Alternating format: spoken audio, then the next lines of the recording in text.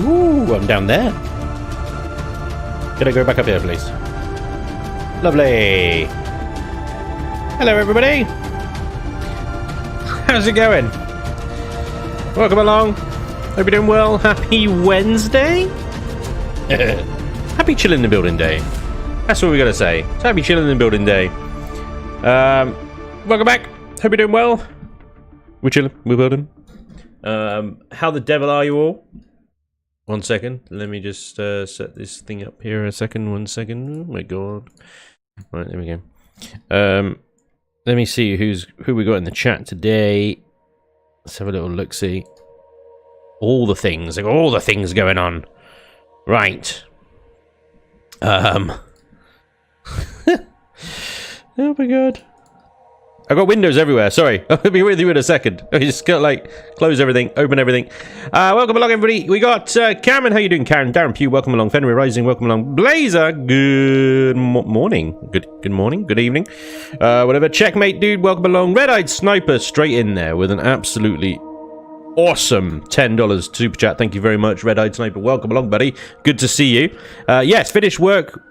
Finished with work. Now time to relax. Thanks, Spanj. Dude, you're welcome. Welcome along. I hope we can do some relaxing today. Knut Sigurd, welcome along as well. Intense, how's it going? Sammy Samson, welcome along as well. Captain Max Fox, I will get to your question in a second, good sir. Battlestorm, welcome along. Jazz Dragon as well, welcome along. Drixum. Was that Danga Cole? So, Sponge, it's been a while. Has been a little while since we've done one of these Chillin' builds, so I apologise for that, but we're back. We're going to do it. We're carrying on from where we were last time. 216, a rumour has it Spanj is going to play Scar. Where are you getting that from? DT, welcome along. Spanj, you were late. We had to start the chat without you. No, that's fair enough. Sorry, I was a few minutes late. Yeah. Wait, Blazer is here. Keep him away from stream controls before he deletes it. I mean, he feels bad enough as it is. Battlestorm. Rubbing it in. Mean. I love it. Keep it up. Let's go. We can crush him. Welcome along, everybody. Hope you're doing well. Hope you're doing well. Fenrir seems to be high or something. I don't know what's going on with him right now. Very excited, at least. Anyway, right. So, Captain... Where are you, Captain asked a question. It's a little bit of a complex. I have empty planets and orbits on the dedicated server I'm trying to set up through command. How can I fix this? My god. Whew. Wow. That's quite a question. To be honest, mate, last time I set up playfields was before they introduced the entire galaxy thing, so my knowledge of YAML files and all that stuff is way out of date. It is way out of date. The sort of persons you need to talk to now are the Revians of the world, author of Project Eden, the Vermilions of the world, author of Reforged Eden. They'll be able to help you, hopefully, if they've got the time. They're very busy at the moment trying to get Reforged Eden going. The latest version of Reforged Eden, by the way, to generate a little bit of hype on there. Oh my god, they have added some freaking awesome stuff. I can't wait to show you guys the new version of Reforged Eden. It is going to be insanely good. I mean, they already added a bunch of, like, new weapons and stuff in, but they've just gone mental now. They've just gone insane. It's crazy. And some of the AI stuff that Revian and Vermilion have been working on is just... It looks awesome. I can't wait to show it to you guys. We're going to have great fun. Right, we are back with the Jupiter. This is our dropship, landing ship, carrier ship kind of thing. We've still got a crap load of work to do. This is for the Scavenger Alliance. We've got the whole rear end here to do today. We've got this engineering section, which we kind of started at the end of the last stream. And of course, you know, there's just lots. There's just lots to do to this ship. It is quite a beast of a boat, so hopefully we can sort of blast through some of the sections here while trying to obviously keep tabs on the chat and stuff. As soon as Lady finishes her taco tutorial, Spanj will be playing Ark. Yeah, I'll believe it when I see it. I believe it when I see it. Hell yeah.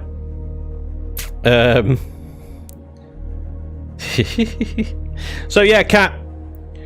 I mean, I wouldn't try and recreate playfields from scratch. I think just take existing playfields and modify them.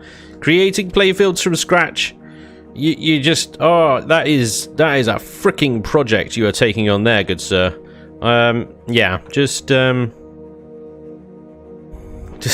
take existing ones and modify them, dude. You are creating a massive rod for your own back by creating them from scratch, I think. Right, okay. So we've got a couple of thrusters here. I'm going to create a nice little housing for these, and then I'm going to try and flow that back into this section here as well. I do want something like what the Leviathan had over here, right? With the kind of big, chunky... I mean, I don't think I'm going to be able to fit that in around the hangar section as well, exactly as we see it here on the Leviathan, but I do want some kind of like dual hull setup kind of thing around these two thrusters over here, so it's just going to probably be a lot smaller, but along a similar sort of theme, I guess. So, and also just one block leeway, which actually doesn't give us a lot of flexibility here, does it? Okay, so maybe what I should do is set up a symmetry mode on the X... Oh, I never set this up. This is weird. I never use this symmetry plane. Have you ever used that one? Have you ever used that symmetry plane? My god. Right. We're going to try it. We're going to try and use this symmetry plane. Anyway, so... let's see how we get on, I guess. Alright.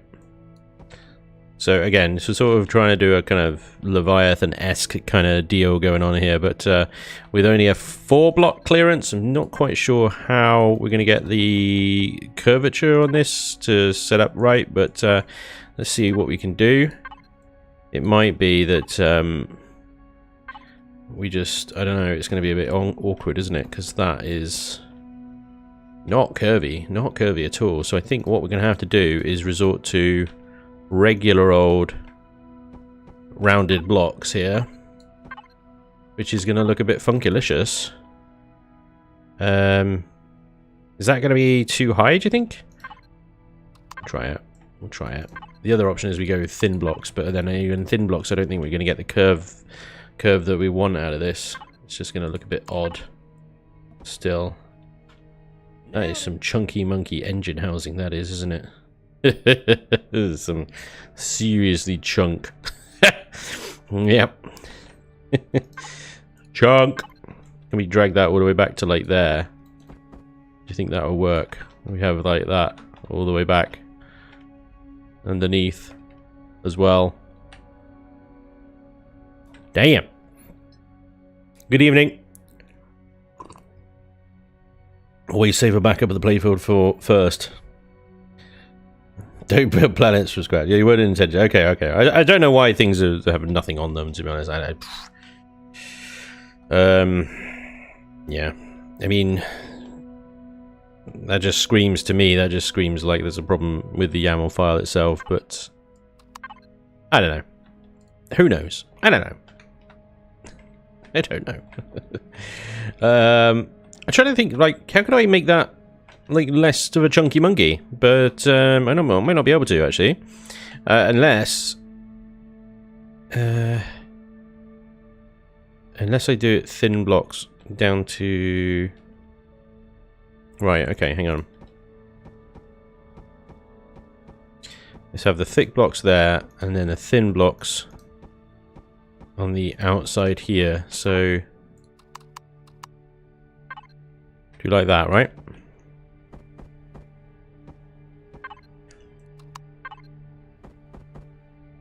Yeah.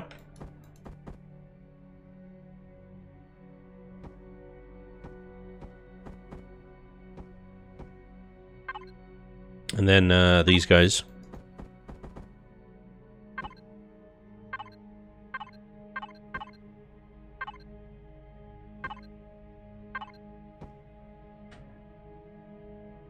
I mean, it's less of a chunky monkey. It's definitely less of a chunky monkey, but still gonna have some problems, aren't we?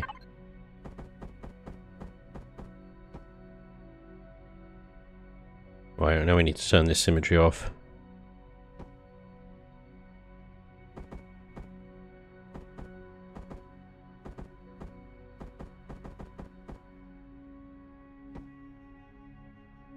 Yeah.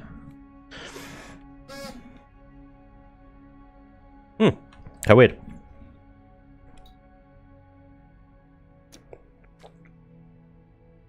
Medium Master, dude, thank you very much for the resub for the 12 months, dude. That's awesome. Thank you very much. Dense and the hydrate as well. Come make yourself a cup of tea. Chunky ship, clunky engines, chunky housing. It works. Maybe vaulted ceiling curves inside. Maybe alright. Spanj, shouldn't you have the other symmetry plane going so it goes on the other side as well? Oh, I could do actually, I suppose, John. Actually, it's probably a good shout. That's a good shout. Right, what I was thinking maybe is running that up like that. But then you get this kind ofness here, which is just a bit weird. And so I'm not quite sure on what to do there. Because part of me is I want to cover this up. Part of me is I want to create some kind of like cowling around this as well. But this might interfere with this engine stuff here. And then I might just decide, feck it, to actually... Because if you think about, if I do something like this... Can't do it on that side. Unless I do it on the inside there, but...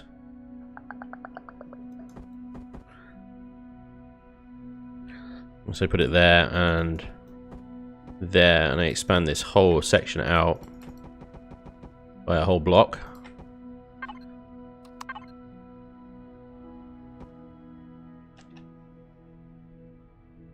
Then what? Just kind of like, I don't know.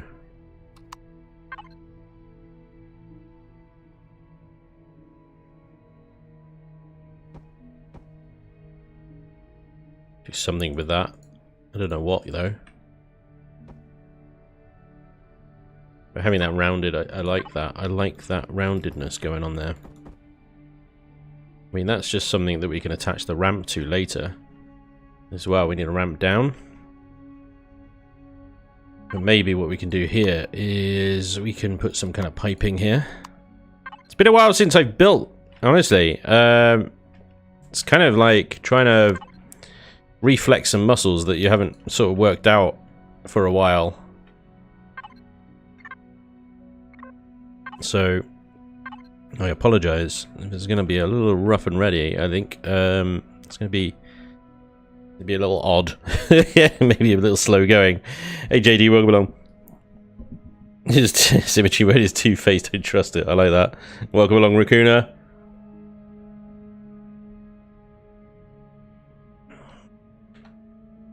Well, they'll block the door as a sense that, well, yeah, not really. I mean, you got to remember that hover tanks are hovering 3 meters high as well, so they're up here when they go in, so it shouldn't be a problem, really. Yeah, we can test that out. We can test that sort of stuff out. It's not a problem. Okay, so got a couple of pipe joist things in here so that we can decorate that later.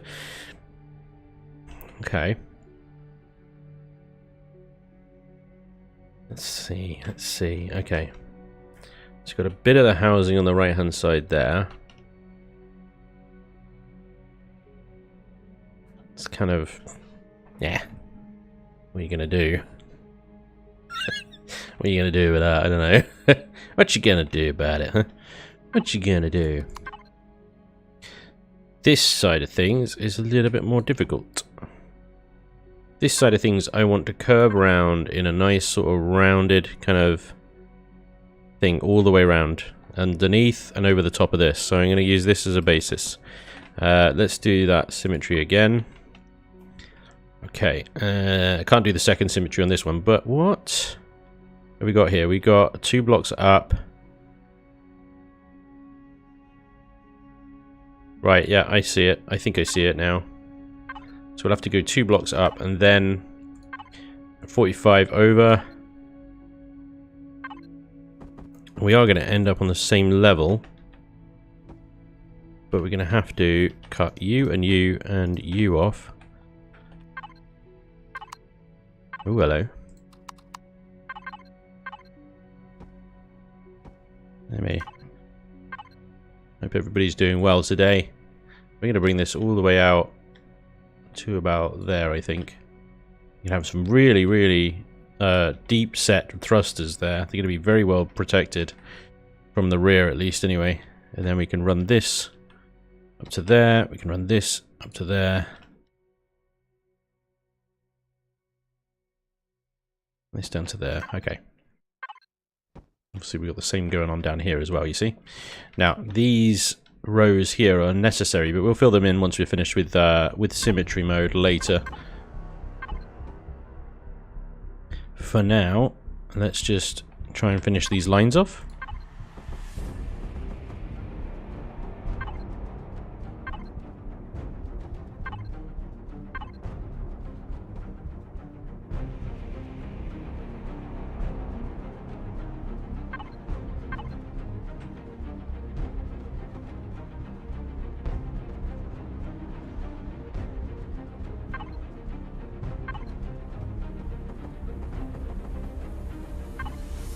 They're just suddenly giving us a lot of space here for other stuff that that maybe I can fit in there. Certain things like a shield generator or whatever maybe can go in here, or whether I can just fill this up with more fuel and things. But that is quite a decent amount of space. Obviously, part of me is thinking like to just sort of have it as a bit of a void and just have a bunch of engine deco in there, which I think could look cool. Definitely look cool. Is this SE? Hey Blip, how you doing, mate? Welcome along. Good to have you back. Looks like Space Engineers with mods, or is this another game? This Blip is Empyrion Galactic Survival, a little game. Bit of an unknown in the grand scheme of things, really. But I suppose it's a lot more like Space Engineers than 7 Days to Die is. Yeah, building spaceships. So, you know, very, very, very similar in a lot of ways, but far less technical than Space Engineers, and has much more of a game built around it than Space Engineers, in my opinion. The Space Engineers is definitely a sort of better sim. Empyrion, I believe, is a better game. It knows how to have fun. It knows how to have bugs as well, but, you know, we'll come to that. That's less important. We don't speak of it. We don't speak of it.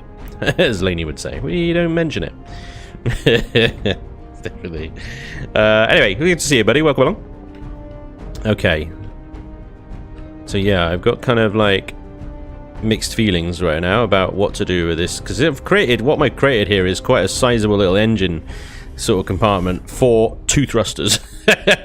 2 engines. And I'm now thinking maybe I need to move them, because they are like right at the edge there. Now, you generally want your engines towards the outer edges of the ship anyway, because then they get better performance when it comes to things like steering and yaw and stuff like that. The asymmetrical nature of this beast does afford me to do whatever the hell I want with those engines. So I might move them out and... Oh, hello. Let me undo that one a second. Let's turn this off. Grab these 2 engines once again. Large thrusters. Okay. We're going to put them... We're going to stick them top to bottom still. We're going to set them a little bit forward than where they were. Like there and there. And that's going to give me a little bit more room to play around with the shaping. A little less protected, but that's okay. If we have a look at... did I ever bring it in? I don't think I did. The Warthog is an interesting one. Yes, it has Warthog. Oh, an interesting monster this is. But you'll see what I did with the engine positioning on 2 of the engines back here. They're quite inset, as you can see. They're actually quite far in. These are much bigger engines, but... so I'm going to try and get a similar kind of vibe going on as what I did with the Warthog, the back of the Warthog there. But obviously in here, which is better for building ships out of the 3 Space Engineers, Empyrion or Avorion. Ooh, that's a tricky one. Yeah, it's tricky one.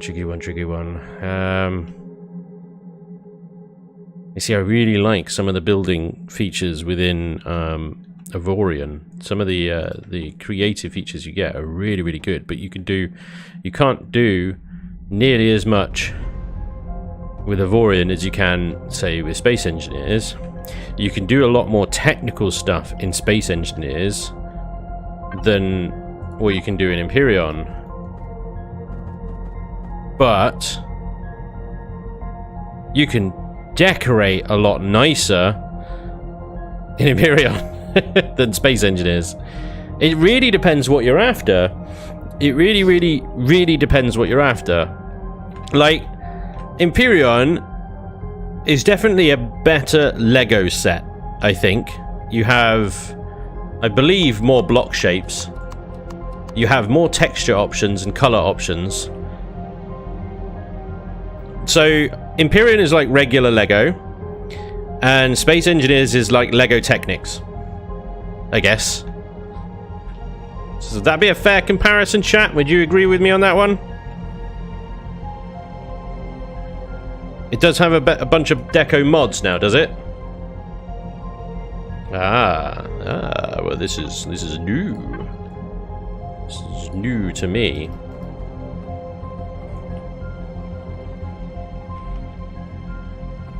But is that mods or DLC? I seem to remember the DLC being all about deco stuff. I don't know.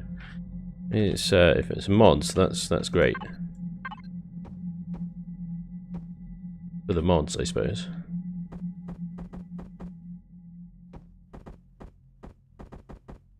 Let's vary this up a little bit here.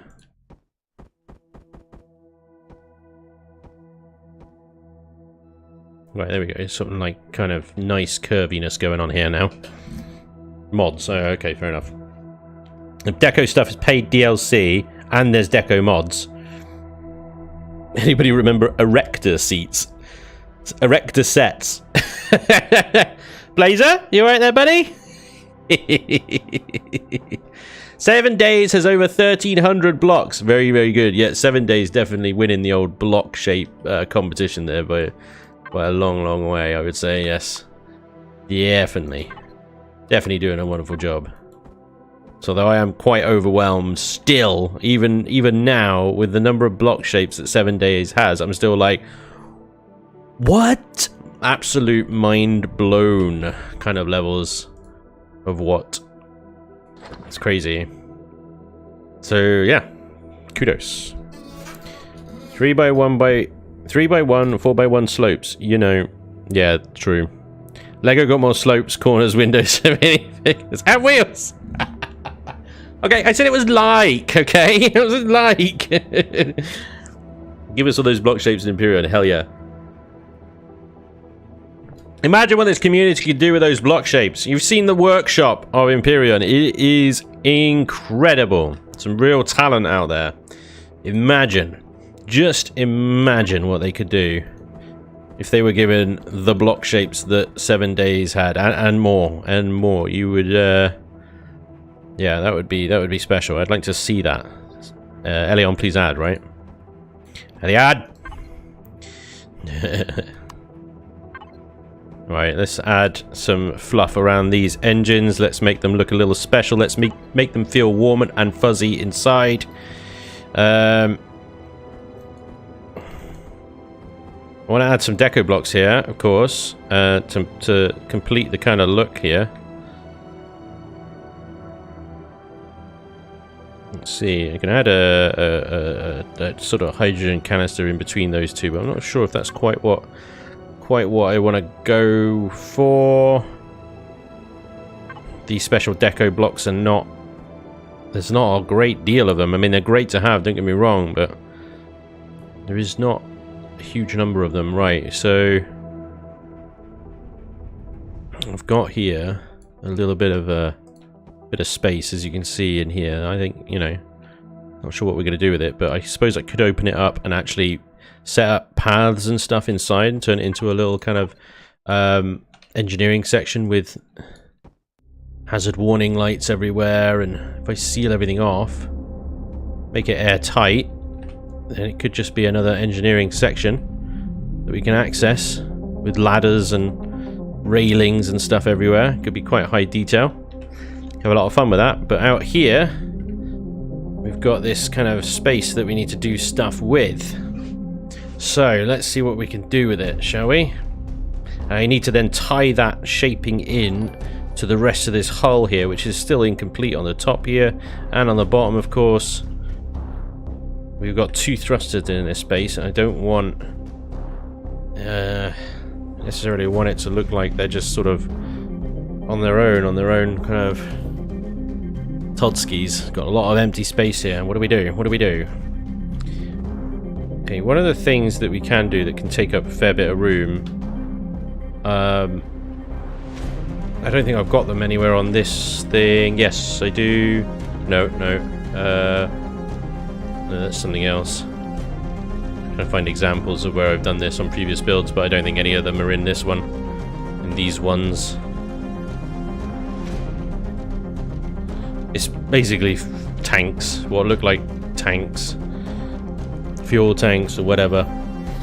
Hey, Playhead! How's it going? Nice brick. Thanks, buddy. Spike, thanks for becoming a member. That's awesome, dude. We appreciate it. Welcome along, Media Master, as well. Thank you very much for the 12 months resub. I think I said hello and thank you for that already, but thank you again. Is this a Scavengers build? It is a Scavengers Alliance build. It is the Scavenger Alliance Jupiter. Oh, Blazer, I just saw your message about Erector stuff. I get you. I get you. I'd never heard of that before. Never heard of that.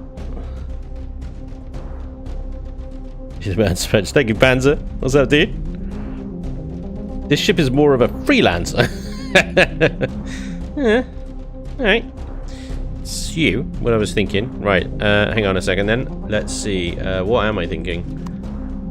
So like fuel tanks or storage tanks and stuff like that. I could create some balls back here. It is a thing. It is a thing. So we got some balls on the side here. Like they're great because they look like little oxygen balls or something like that. We could do some more balls back here, and balls are handy. Everybody loves a set of balls. You know? Really old school building. Okay. What if we were to set a pair of balls? If you're uncomfortable with the phrasing of balls, you know, let me know. Let's get our symmetry going again. Actually, we're gonna put some balls. Oh, not that way around though. Let's start there. Here we go. Do some balls.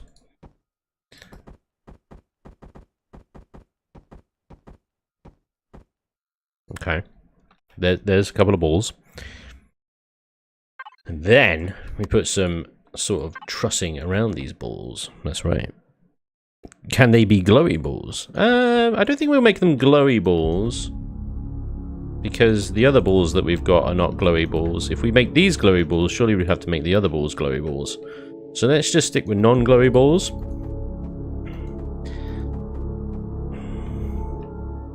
Let's try and get the number of times we can say the word balls increased. There's a couple of balls there, look. There we go. Let's have some nice little extra sort of security for those balls to make sure they don't fall out and start rolling around all over the shop. Yeah. And then can we have this? Can we have that set up there like that? Yeah. Can have another one on top and the bottom. Oh, now we're getting somewhere. Now, if only that could fit in there, but we just kind of just missed the boat on that one. Unless we take those out there, we can maybe slap that in there. Oh god, it's all kicking off now. Right, now then.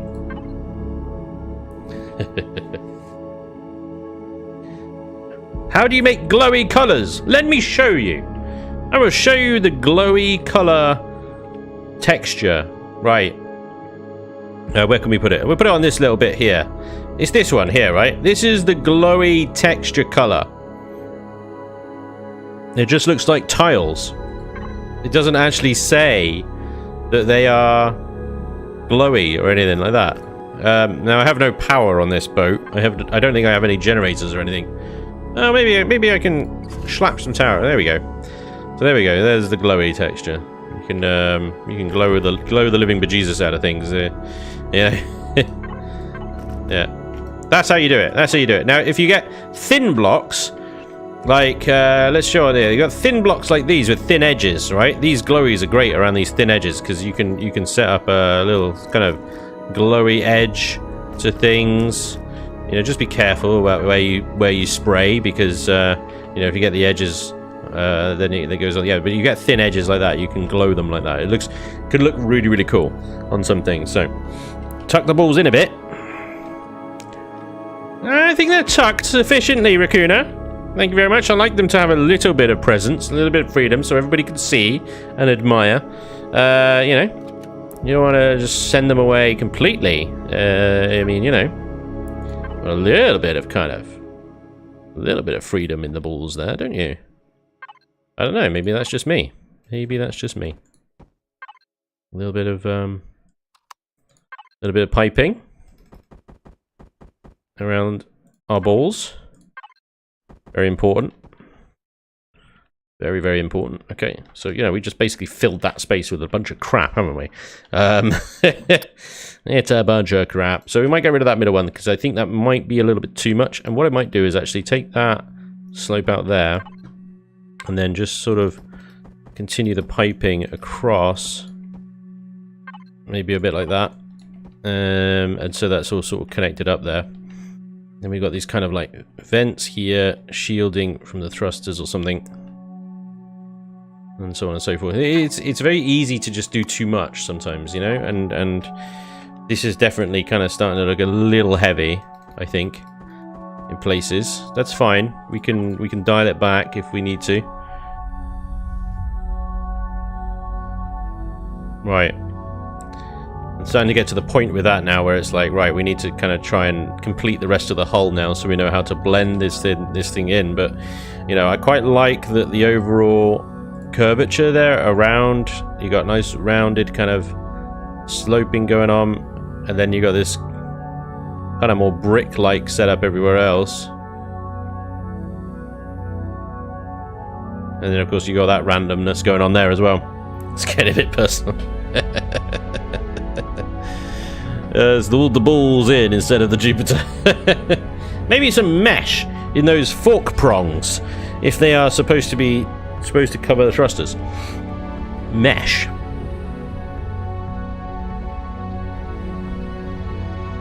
I don't know. Like over the top of the thruster housing. I don't know. I think I would probably just leave it like that. But yeah, we'll see. I might adjust it as we start to texture it. We might do a little bit more to it at that point, but yeah, leave it as is for now. Let's just sort of round that off a little bit there, and yeah, we'll see what we come up with. Right, let's refocus attention to this section here on top. Because I need to build over the top of these thrusters here. We've also got this shield generator there that we need to do something with, and that will then dictate how this all kind of blends together at the top here. Make it a long-range explorer, the balls deep.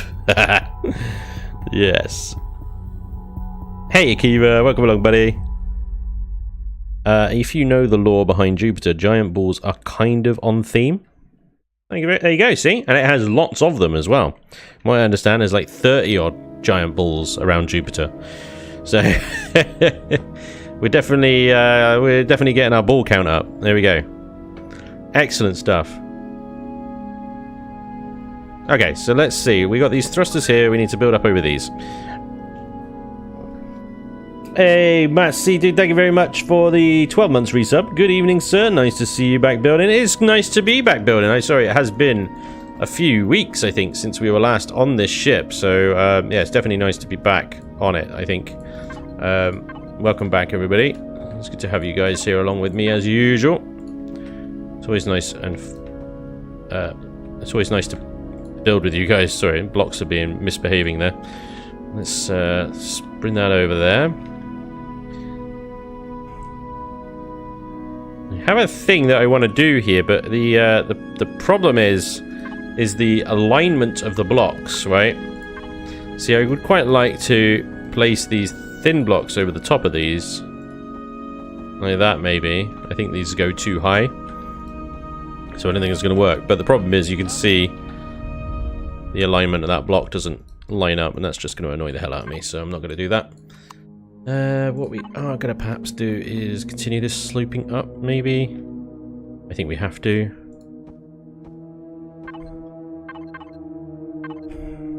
Let's bring that across. And then, very simply, we're just going to do that. We're just going to do that.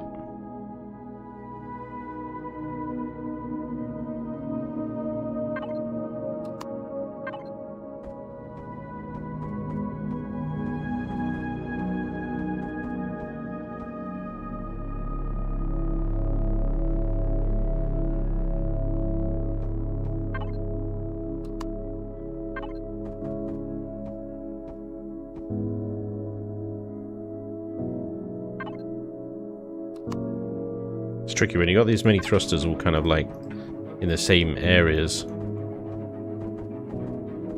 It's tricky to get around what sort of shaping you want, really.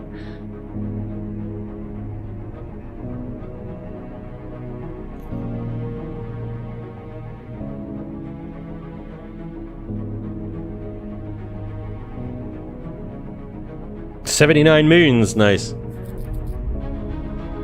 25 cents in the jar for every mention of balls. Oh boy." Ah, right, the god, Jupiter. Jupiter the god. Right. Yes, my apologies. I'm not overly familiar with Jupiter the god, I gotta be honest. Other than it was, I think, Roman god, I think, Jupiter, Roman god, not of war, that was Mars, I believe. Can't remember what Jupiter was the god of. Roman mythology. Pre-Christ era, of course. So anyway, yeah. Quite simple little setup for those thrusters there, I think.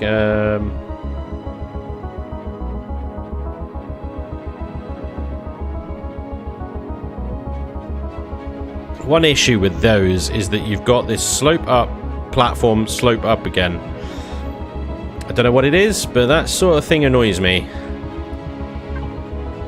So I might see about that sort of thing. Gives a more definitive platform there, and then a different section of hull there. Jupiter. Nice copy and paste there, Blazer. Thank you very much. Father, thus, Sky Father, also known as Jove, is the god of the sky and thunder. Jupiter was the king of the gods, the Roman reskin of Zeus. A reskin of Zeus. Spanj, how do you set color on containers? Container names viewable when you press F4. Thank you in advance. I believe it's the HTML coding. I think you put in square brackets. Akiva knows. Akiva, help me out here. You're in the chat. In the F4. Color coding these bad boys. See, yeah, you know, when you put the freaking hell, why am I in the drone? You put the color coding on containers so that you can color code the different various containers and stuff. I'm pretty sure you've done that or shown me how. You rename them. You put something in here. I think it's like I can't remember if it's in square brackets or these ones or whatever. But yeah, you need the sort of HTML color codes or something, and then that's how you do it. You filled the planets and orbits now. Well done, Cap. Well done, Cap. Nice work. Right, let's there you go. Let me copy that out. So it's C. Let me do this. Oh, show. So here's the square brackets. Square bracket C. Square bracket. What have we got? Have I got caps lock on or something? Yeah, I do. Square bracket C, then square bracket again. Oh my god, why doesn't backspace work in this? There we go. Then the color code. Wait. 000FFF F3. Let me get rid of this. It's too long. So you got limits on the length of the string that you can put in here, which limits what you can do with it. Okay, and then you name the container sort of input, and then you close with a C. Brackets again. Hit enter, and there you go. Input is now teal. In the F4, it is now teal. That is the color code for teal. And there you go. So if you can get the, I think that's the hex color code, isn't it? Then you can make it whatever color you want. By the way, guys, you can find a full list in Spanj's Discord Builders Corner under pinned messages. There you go. And that is how you color code your containers in F4 and the devices list. Good question. Thank you very much. Thank you, Akiva. Appreciate that, buddy. Good saving. It is the hex color code, yeah. Cool. Good, good, good.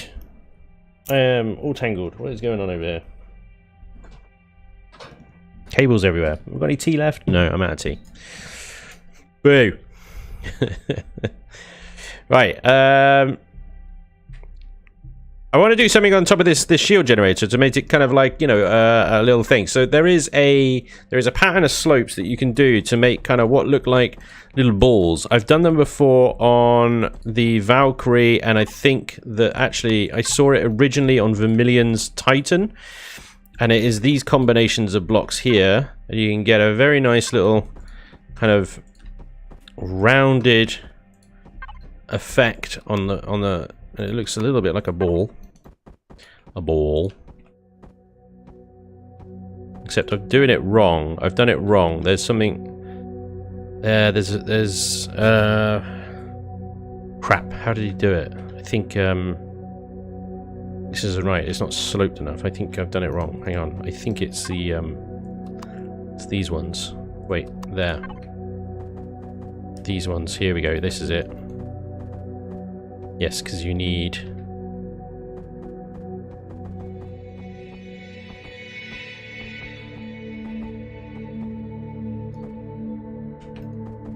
So this is what I mean. You need, like, if you find like nice shapes that you like the look of, don't be afraid to just download the blueprint, have a look around, and figure out, reverse engineer the blocks, find out how they've done it. I do it. Thanks very much, Vermilion, for this one. And I don't know where Vermilion got it from, whether he did that like uniquely for the Titan, or whether he got that from somewhere as well. But there you go. It's like a nice little kind of dome type effect thing going on there with those ones. So we can then copy that.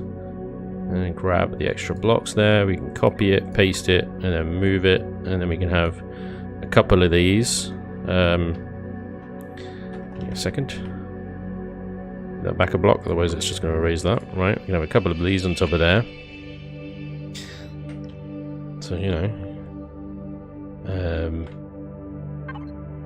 It's a nice kind of effect really going on. I think so anyway. Right, so what we can do underneath then is we can actually create a corresponding housing. So the interior isn't just blocks, it's actual sloping there. It's still airtight.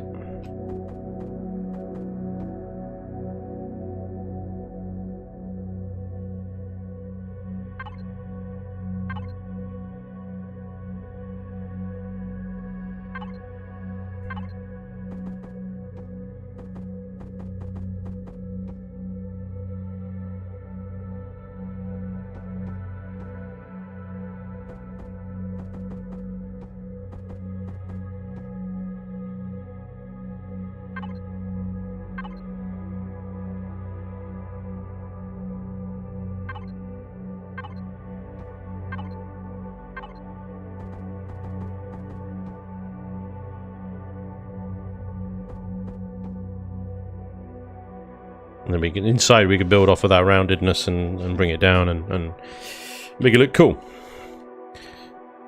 Half balls, nice. There you go, jump, more balls, I like it. More balls are good balls. Right, can we copy that over? Let me just say, copy that to there. Copy, paste, move it over. paste, remove selection, and we missed our bits, but that's fine.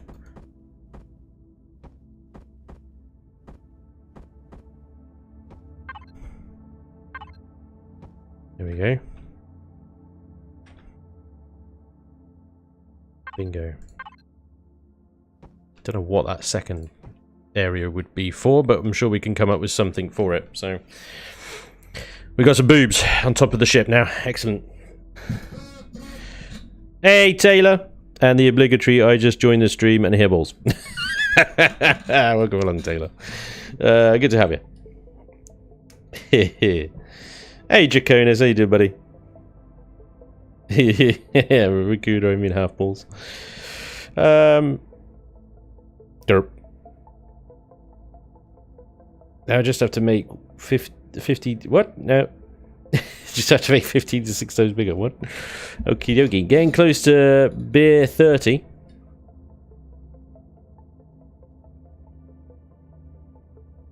So this ship just went tits up.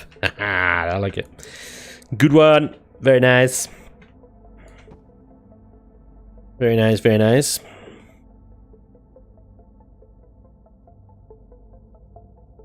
Right, okay.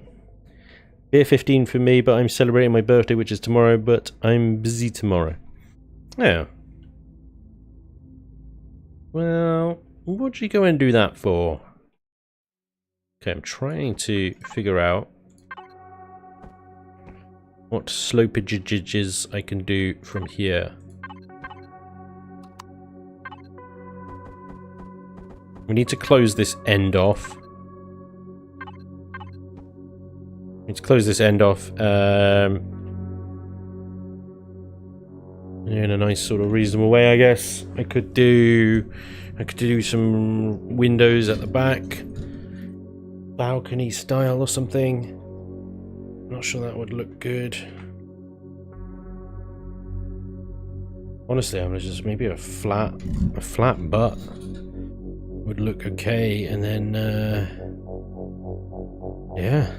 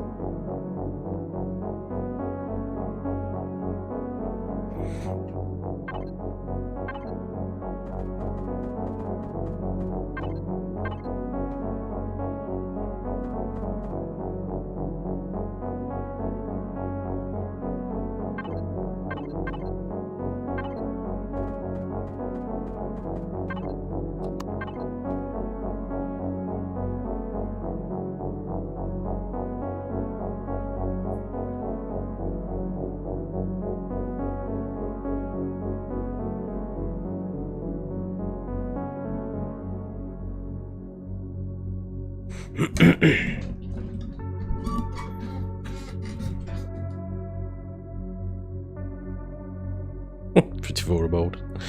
Oh, dude. Press E. What? I like this music right now. Awesome. This is the Empyrion soundtrack, dude. If you're enjoying, then it just means you've got good taste. Then it's all good.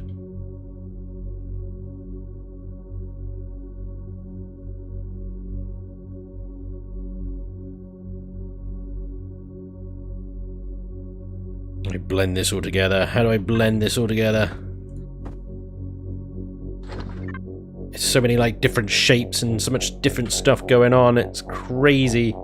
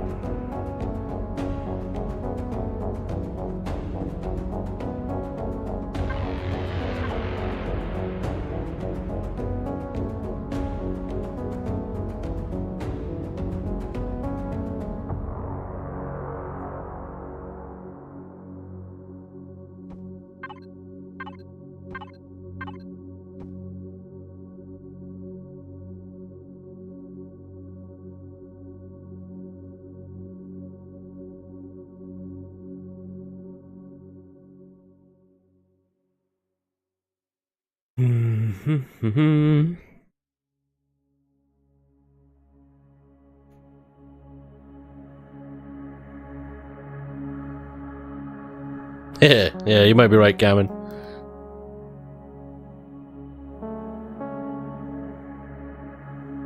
Spanj, you blend by placing one block at a time. Now, don't look at me that way. You didn't ask which blocks to use to blend it, but how?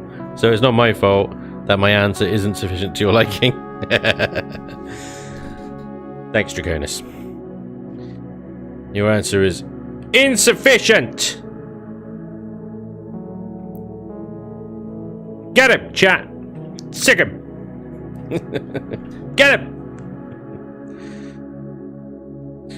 Dear, right. See, this is a problem right here. See that? See that? How like those pipes dome me up there? Bad times. We need a different block here.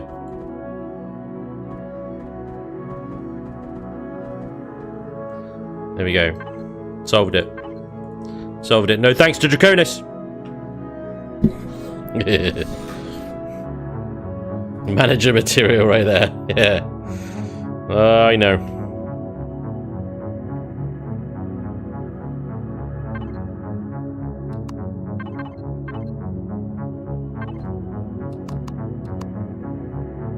Come on, what am I looking for? Just give me the blocks, Empyrion. One at a time. Just give me the blocks. There's no rush.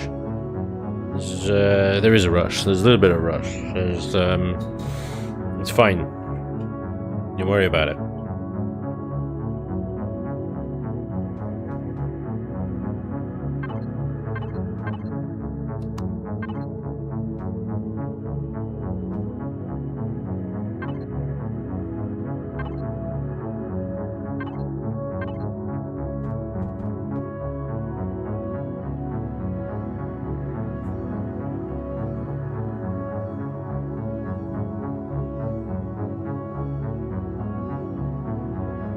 See, that's fine until you sort of bring this freaking thruster thing all the way along, and then it's just like, yeah, I see what you did there. It's nice in principle, but nah. Yeah, get out. Okay.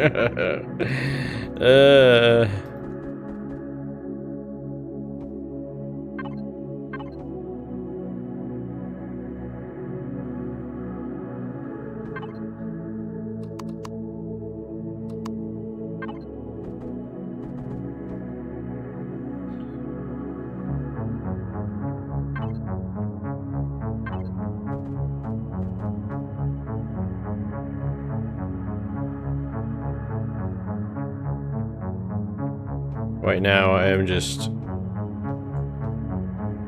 messing with stuff.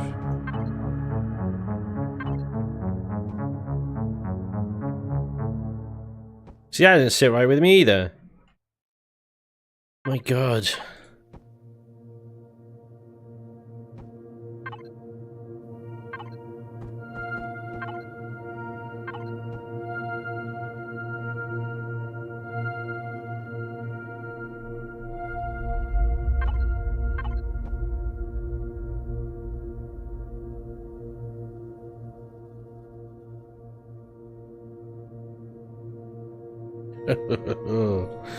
Oh dear. Taking off one layer off the thruster cowling help. Maybe, but then that would mess other stuff up. I'm more inclined to just like take it in a block halfway along and then back out again, which seems a bit weird, a bit redundant. Say if I take these guys out up to about there, and then I just do this. I do the same on the bottom. Is that about right? Like that. Kind of looks right, actually, doesn't it? That looks pretty cool.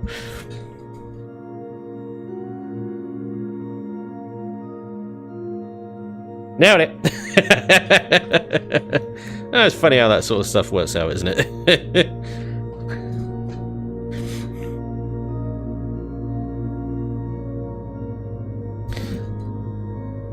As long as all involved are aware.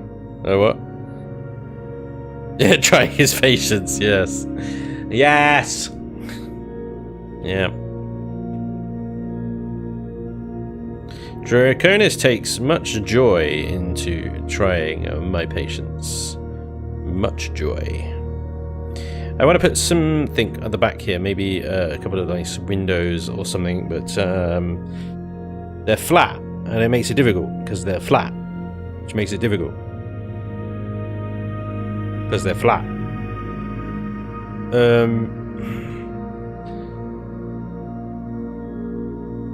Which is potentially fine. In fairness. Let's see. If I do... Let's do... 1, 2, 3. 1, 2... No, hang on. 2, 3. Yep.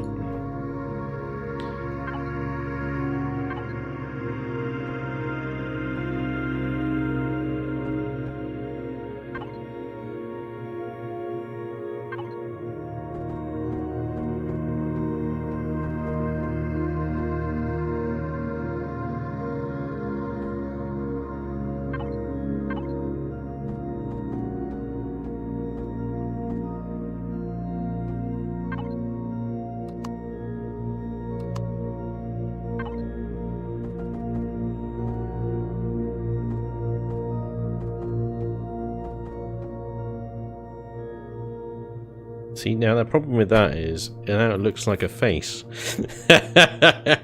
There's the eyes, and there's the nose, and it's got a big gritty freaking mouth on it, doesn't it? This always happens to me. This always freaking happens to me. Every single time I try and do something, it ends up looking like a freaking face, or a penis, or bibs, or something stupid. I blame Draconis!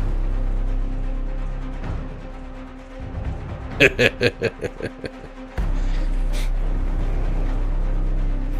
is all your fault, Draconis. Try his head at self-portraits. No matter what I do now, it's gonna look like faces. Try something asymmetrically. You might be on something there. Yeah, you know what you did, Draconis. You know what you did. Dramatic Spanish Inquisition music intensifies. Yes. That's right. Okay. He ran out of patience again, didn't he? I ran out. Oh dear. I ran out of something. I don't know if it was patience or just block shapes, you know? Probably not the latter. I don't know. Let's see. We got...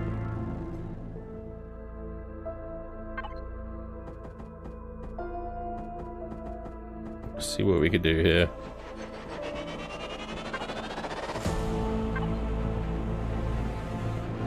No.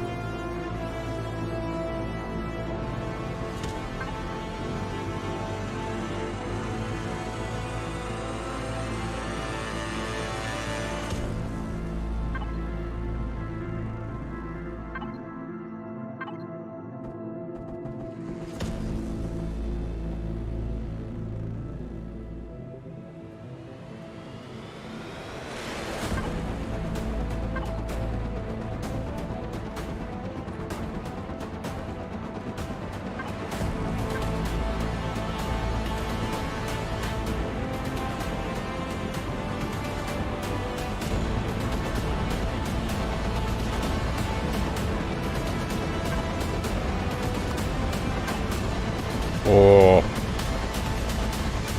it's very dramatic. See, this is an Empyrion track. It's a part of the Empyrion soundtrack, but for the life of me, I've never heard it in anything. I don't know where that is. It's in the OST, but I was like, I've never come across a system where it goes that crazy. You know? It's like, welcome to a G-type SAR. It's like, whoa! I think it will be a nice bit of music to, say, like an intro cinematic, you know? I think that would be awesome. I hope it's, I hope one day it will be part of an intro cinematic, you know, with, you know, whole kind of start of the game. It's called Rise of the Titans, so I don't know. I mean, the Titan's in 3 pieces, so I don't know how it's going to bloody rise again. I think it's buggered me. That is beyond repair. That is out of commish. Do you plan on doing any more Dying Light? No, people didn't watch it, so, you know. Probably not. So, yeah. Nobody watched it, John.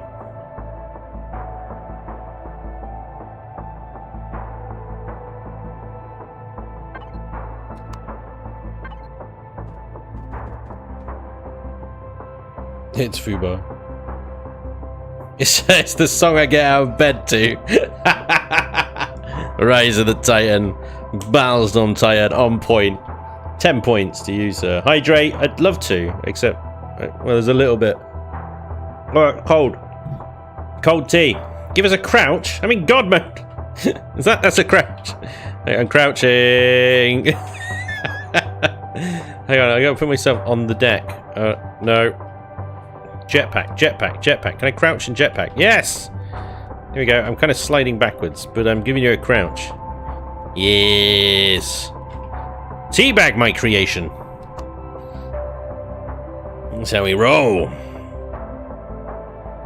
Right, I've done something asymmetrical with the back of that thing. Right, now I don't know what to do. So, this is all weird now. The CV I'm building is way too heavy for Reforged Eden. Yeah.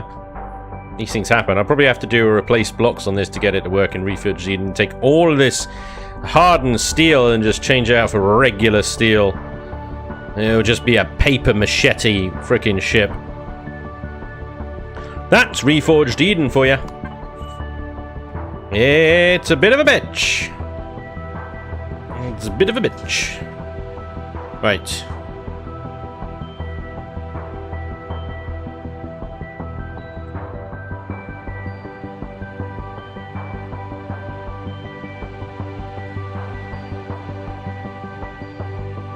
I have an idea. I have a wee little idea. It's not something I actually planned to do with this ship, but I had a wee little idea, a slight epiphany, if you will.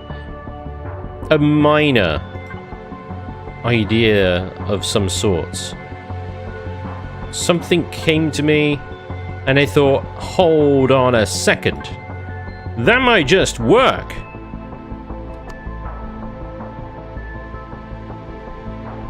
Possible.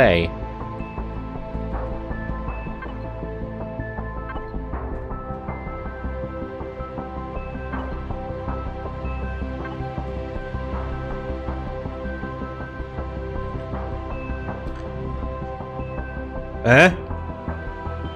It is a Scavenger Alliance vessel after all.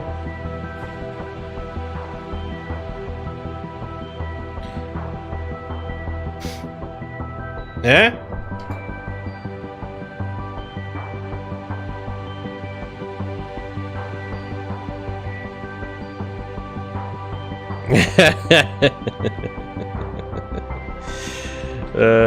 Nice one, Rakuda.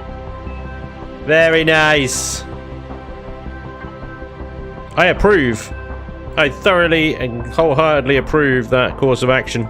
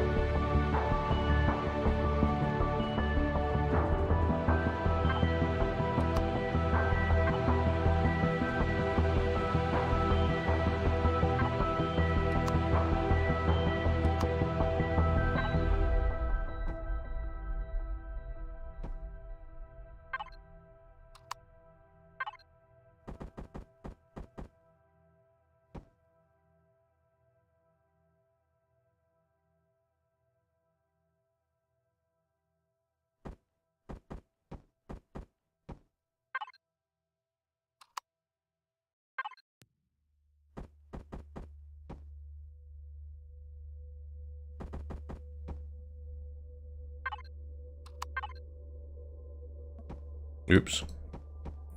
Oopsie daisy.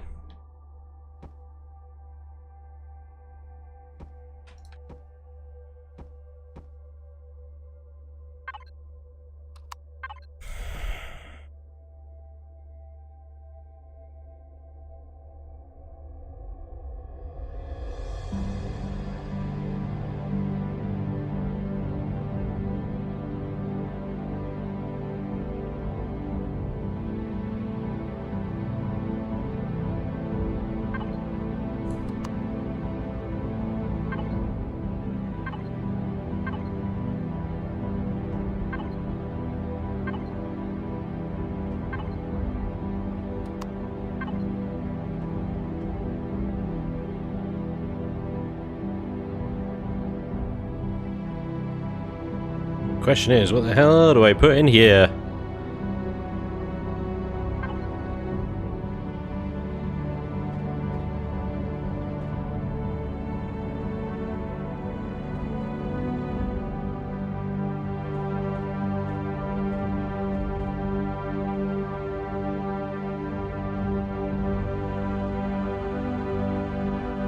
They'd get in the way.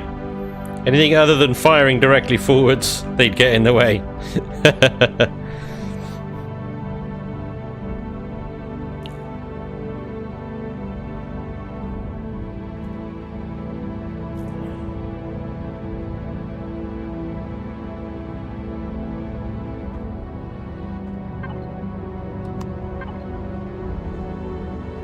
Cowling over the gun should slope down a bit. Let me see. Let me see. How can we do that? We do that and that, and then maybe put the triangle piece in there. Like that.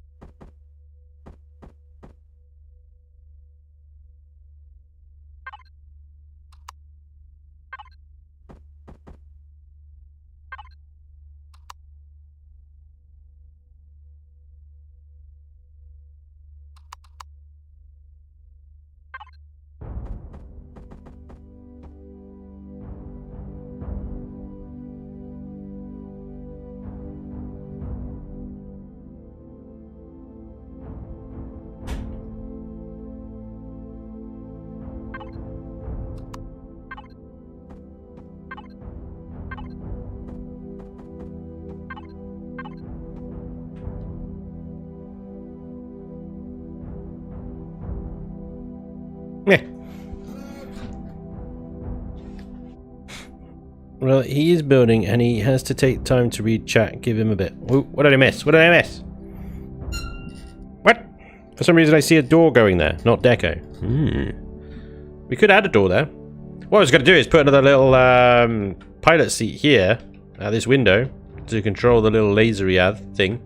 But I suppose a door is not terribly far-fetched. We can give you a nice little quick rear access exit here. I'm not sure a door behind this turret would kind of work, although it's three across is the problem. Let's put a door right in the center. I suppose that could work. Could take this pipe out and that block, put a door there instead, and then just make that a kind of like airlock sort of system. I guess could work. Try it. Make Lainey sit in her own room. Oh, Valentine's. Hey, dude. Welcome along. How's it going? Welcome along. Sorry, yeah, the chat strolled past a little bit there. I apologise. I've missed loads of chat. I apologise, everybody. It's always the case. Balls. Yeah. Looks more of a comms section.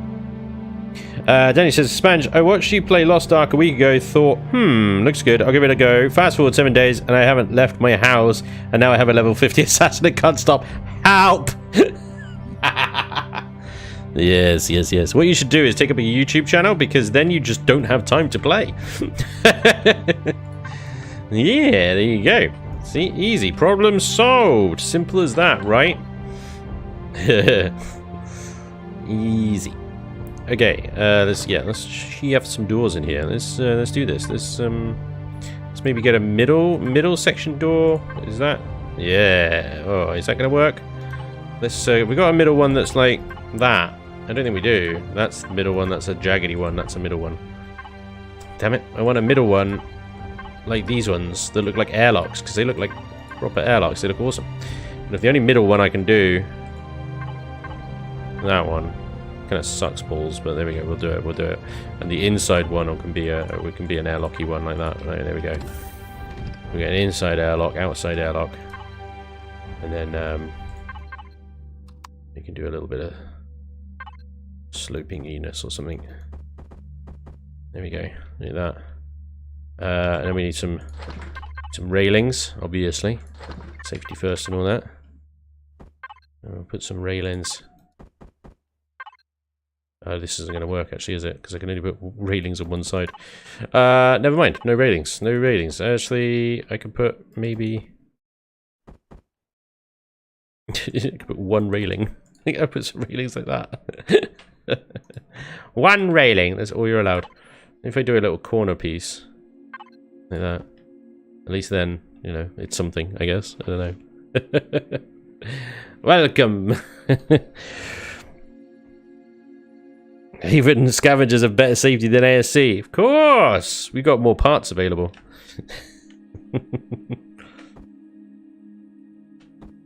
We definitely have a bit of a resource advantage over the ASC. Can't be a laney seat there. Spanj was thinking safety railings, though. Seat behind a cannon would make a happy laney. Yeah, well, I suppose you can access a cannon from any seat, though, if you think about it.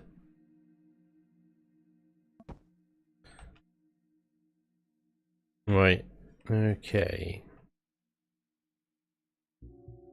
We're getting there, guys. We're getting there. We are making progress. The bottom is still an absolute travesty, but we are making progress. I'm actually quite enjoying my rear mount multi-turret there. I think that's a pretty cool idea. Right, we've got this top and the side to do here. I got to try and blend these two together. I'm not quite sure how I'm going to do that, but a little bit of stuff going on with this here, which in theory I could actually make a block in, I guess.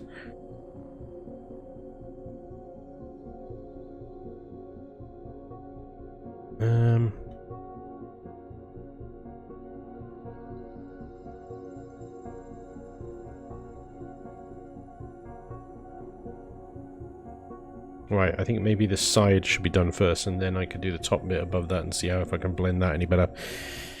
Put a seat on top of a thruster. So the problem is, you can, when you're in the passenger seat, like the heat and stuff doesn't apply to you. I don't think. Kind of all disappears, doesn't it? Do something like this, but over there, these two are very close together.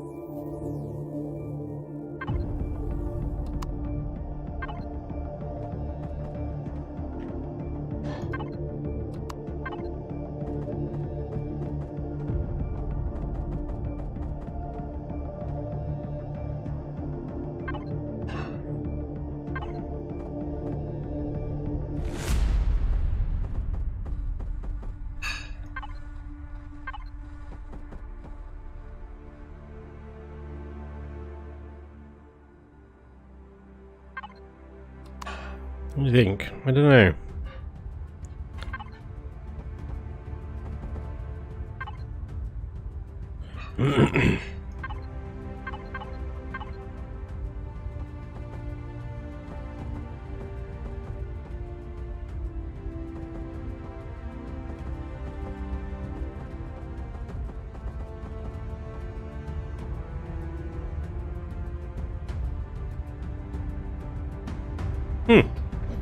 Looks like a pair of binoculars. Yeah. Never gonna get past you guys, is it, huh?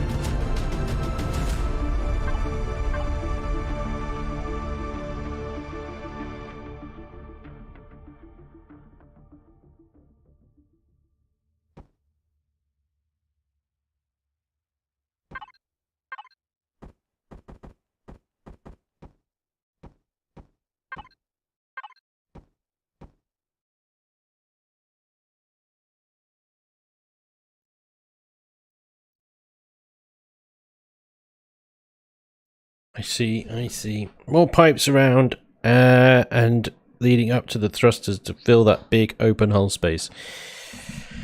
Yeah, I mean, I'm working on it.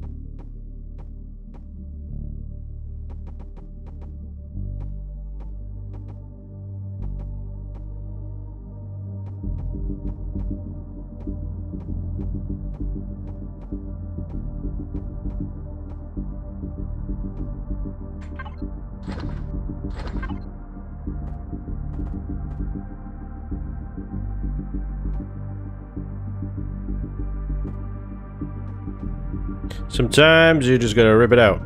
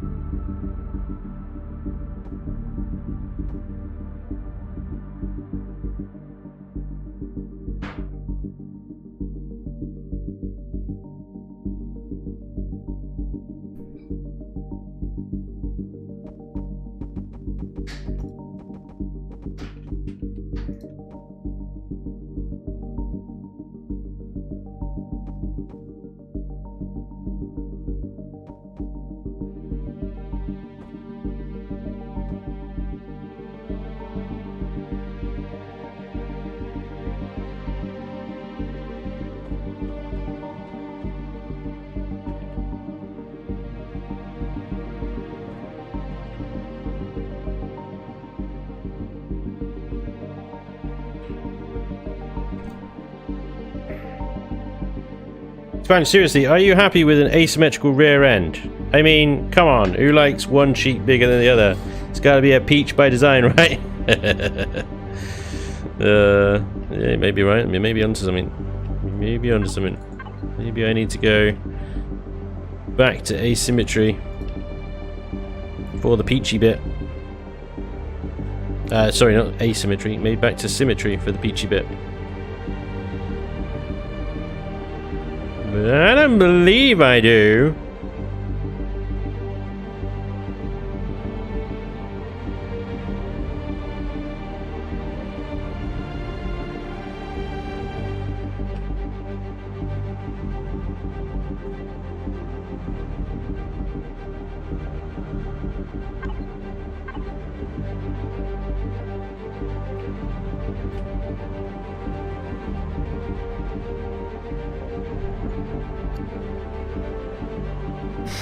Caught it.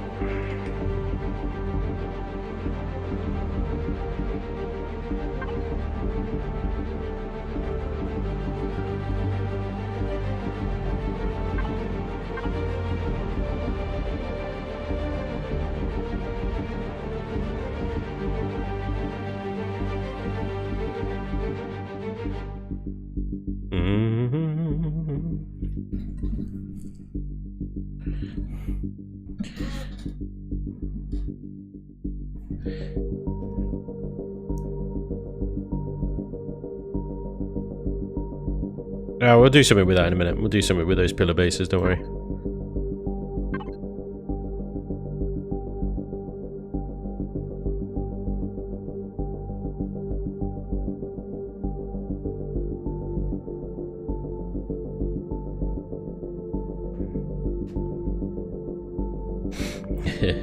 Ribbed.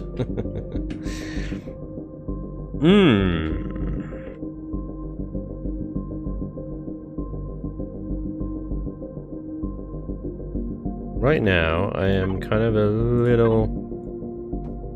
Ooh, wrong material.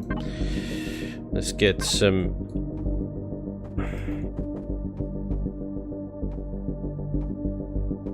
Come on. Drag, yes, son of a bean.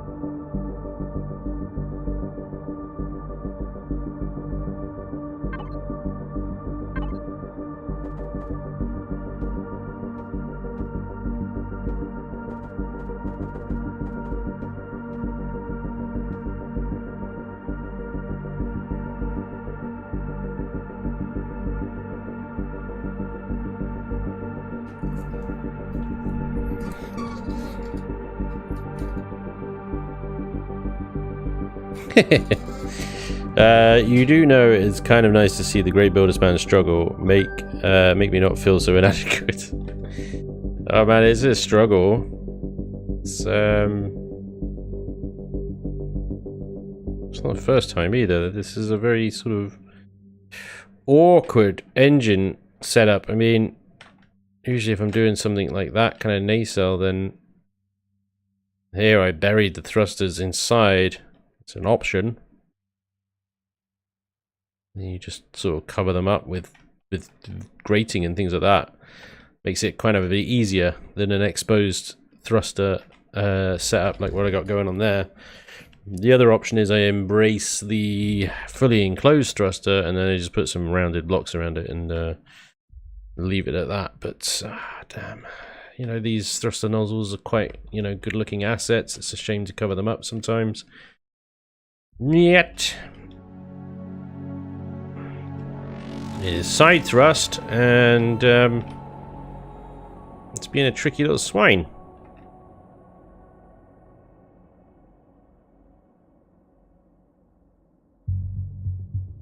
Yep. He didn't have his V8 this morning, did he? Oh no.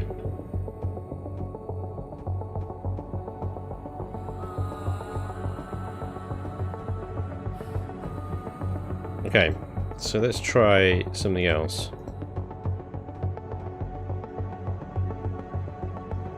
This one's going to be a bit weird. So we'll try a fully enclosed here. A locked-in thruster.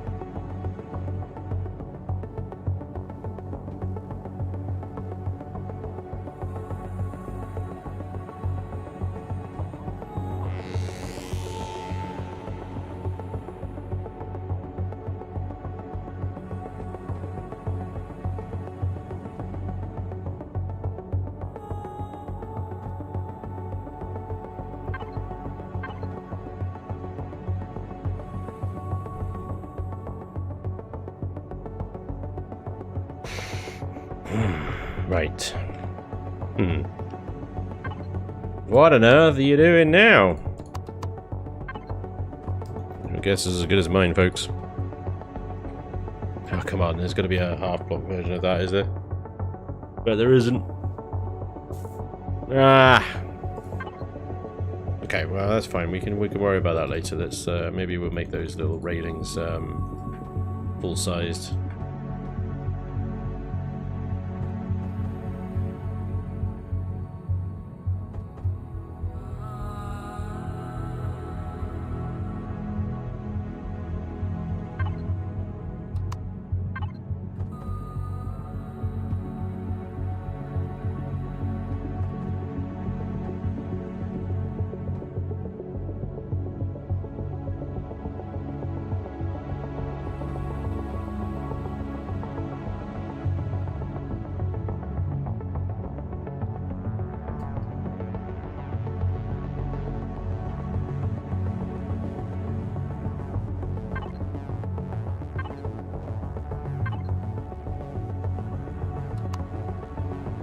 Is it, I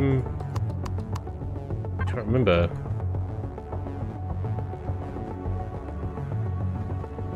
Is it like that, and then you do the, like that?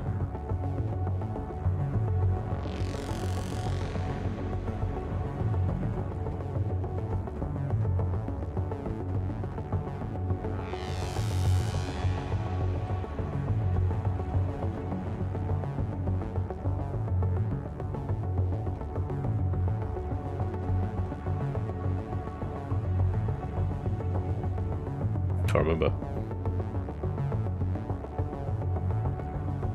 It's better showing the engine. Yeah, damn it, can't do anything. Right.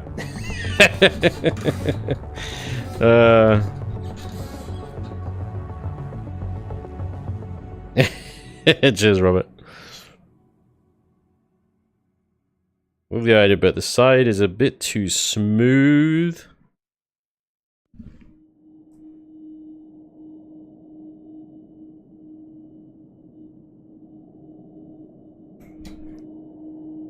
Extend forward and rear. Yeah. Maybe if we move it over, so it's like these blocks instead of the so it's the 33-degree slope. It might work better, but then I am running out of room here because I've got the down and reverse thrust. Although I suppose I could move that over and swap them around, kind of thing.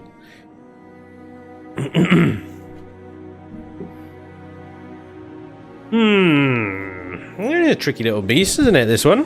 This is one really thrown me.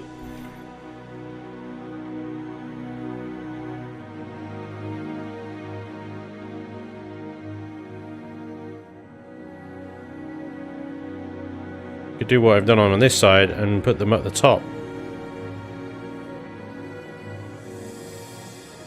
On this deck up here. And just carve them through that. They're just opposite the other thrusters.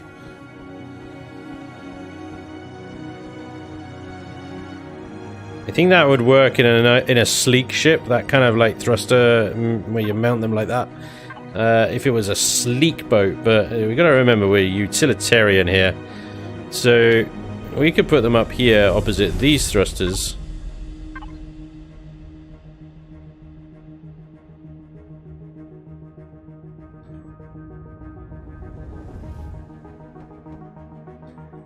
Like this.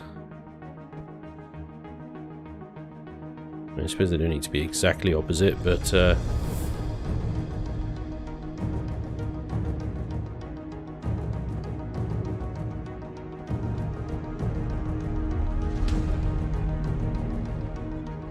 this one's a problem, isn't it? He is right up against it. Let's move you over here.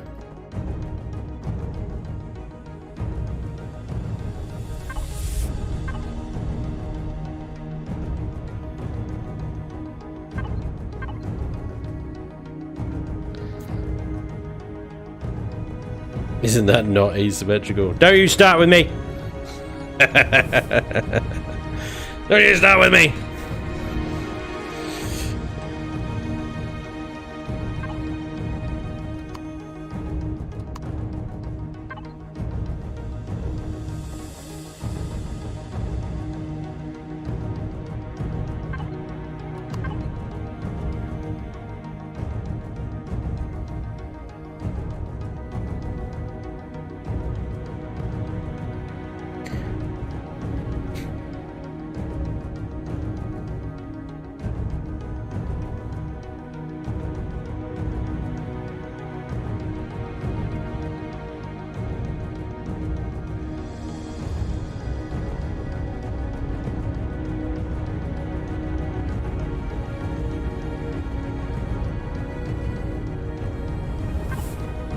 Well, one day, I tell you, we'll have this freaking outer hull section, part of this ship done. It is taking so long, isn't it? It is crazy how long this build takes.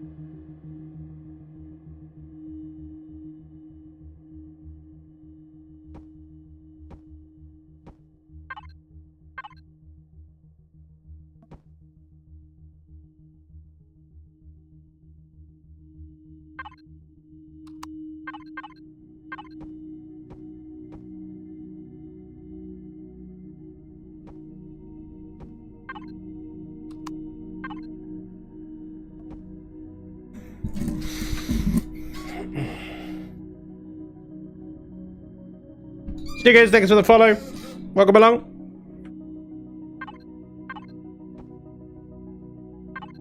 Hope you're doing well.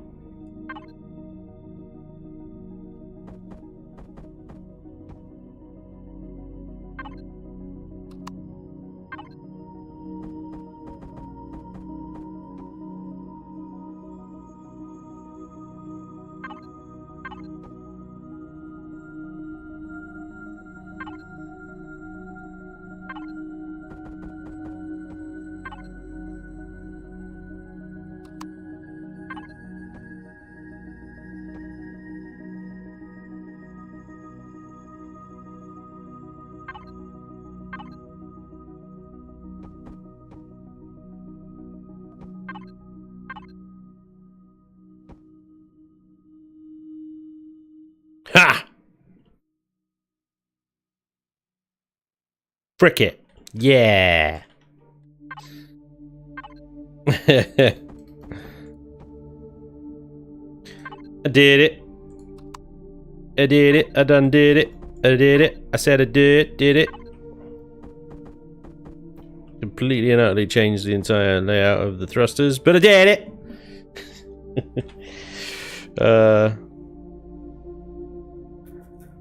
At least somebody found a use for those skate park pieces. Even your brain is asymmetrical. Yeah, well, you know. These things happen. Oh, cracking.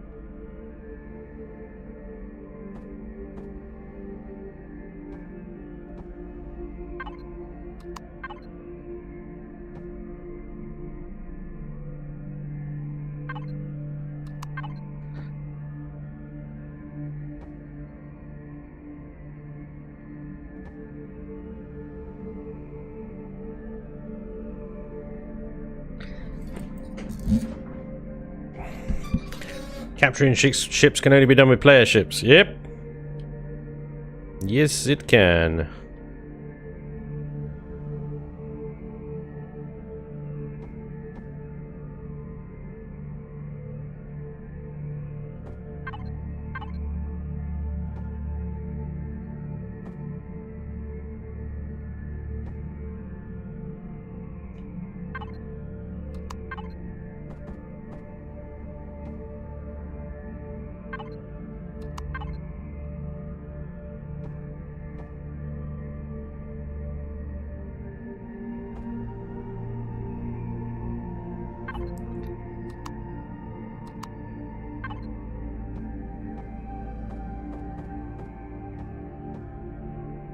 Which totally sucks.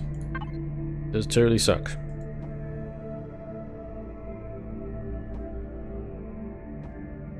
Nailed it.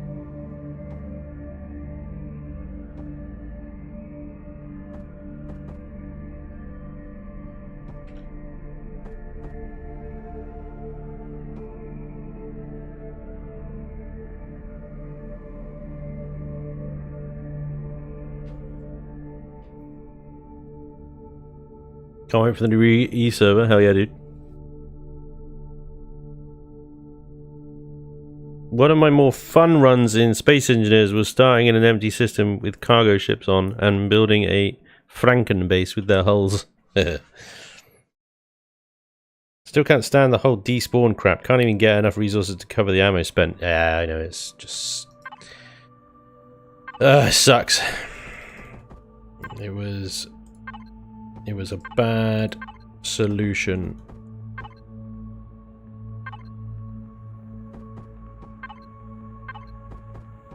To a problem that shouldn't have existed.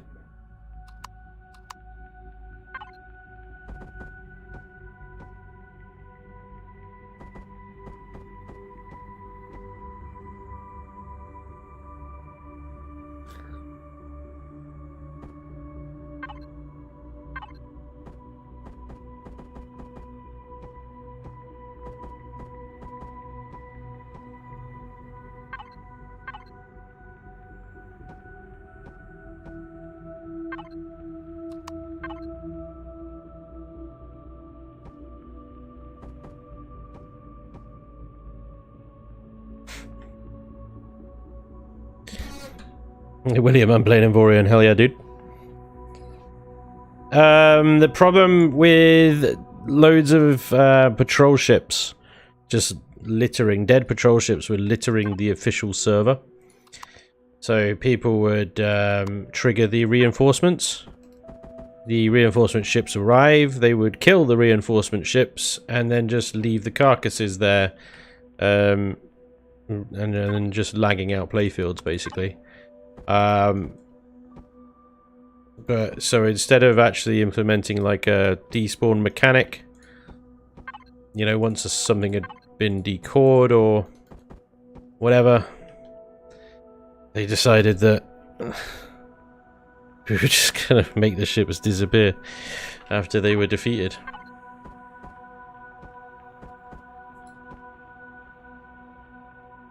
Like I said, bad solution.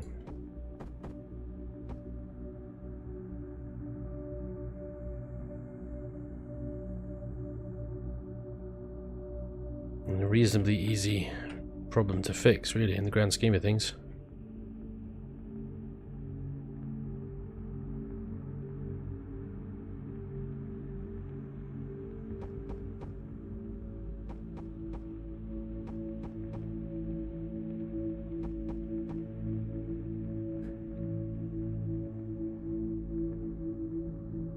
Did anyone ever say anything about your video on the topic?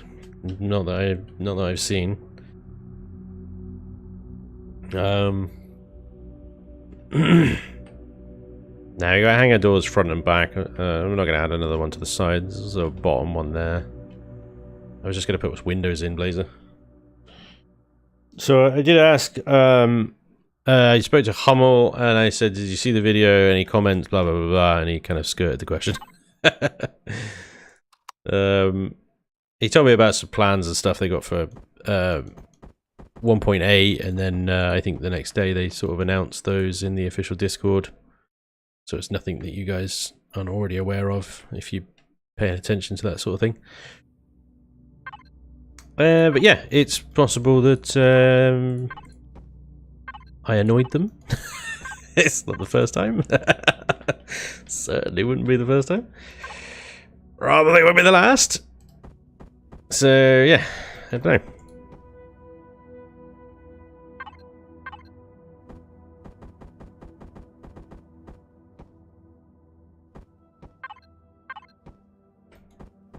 What can I say? I love pointing out stuff that doesn't work properly. My fault it doesn't work properly.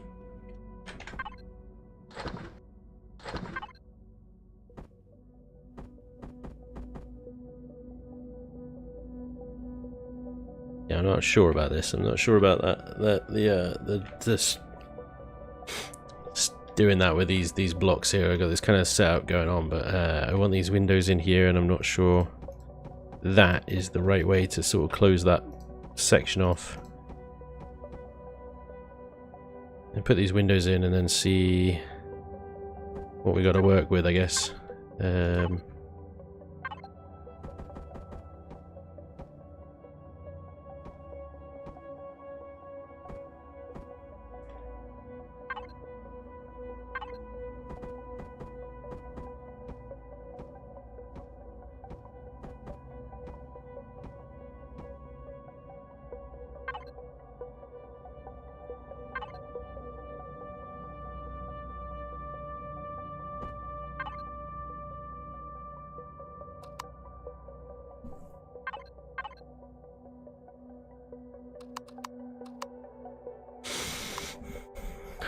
Don't know what to do with that end bit.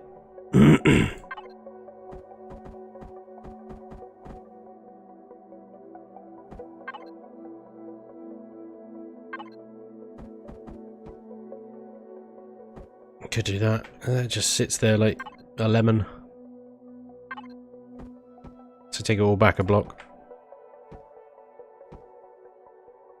Take it all back. Like a block like that.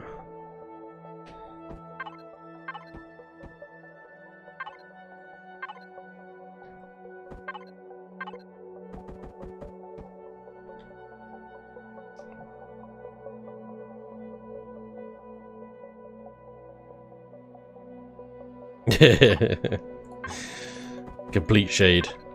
Just throw shade.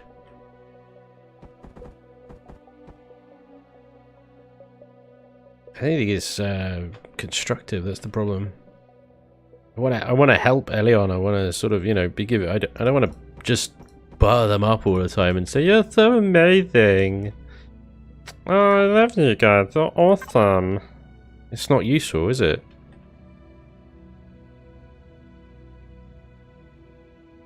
If you know, if what I've done over the years has given me any kind of credit whatsoever, then hopefully I can use that for positive influence and hopefully improving things. My spirit movie.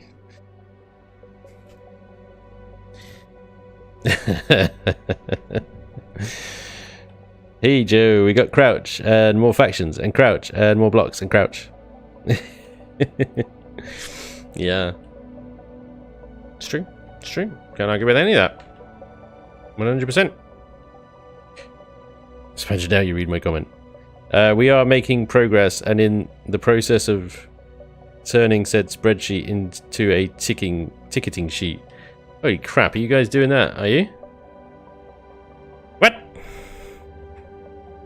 Hold up, I gotta find my freaking browser. I've still got it open. Oh shit, look at you guys are freaking on it! You got an error. Draconis, error. I suppose any time now is any time, as good a time as any to talk about what the hell we were actually talking about. So a new season of Reforged is coming soon, TM. And I will be partaking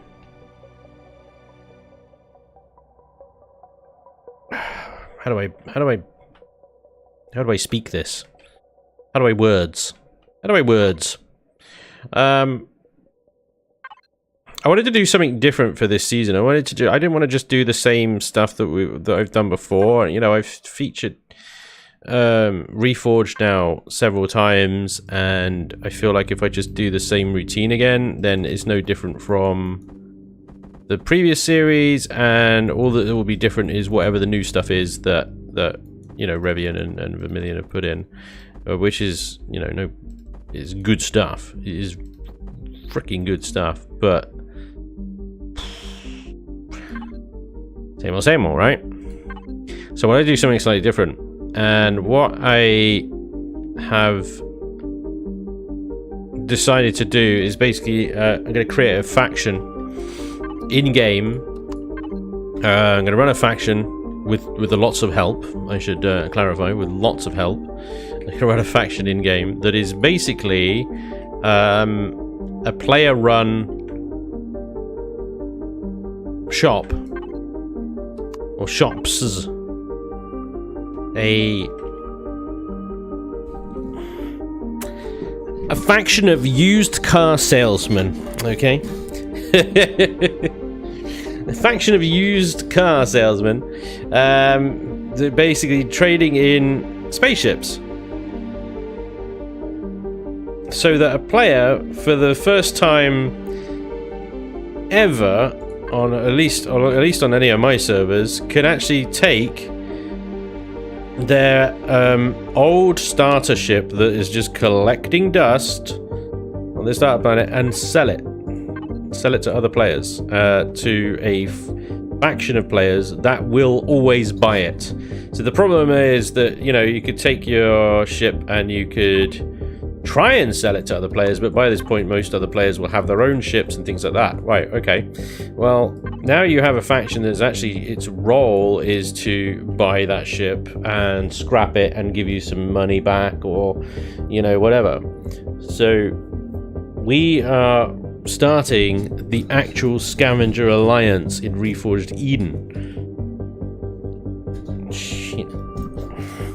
And essentially, it'll be a roleplay faction. Everybody within the faction will be required to roleplay the Scavenger Alliance.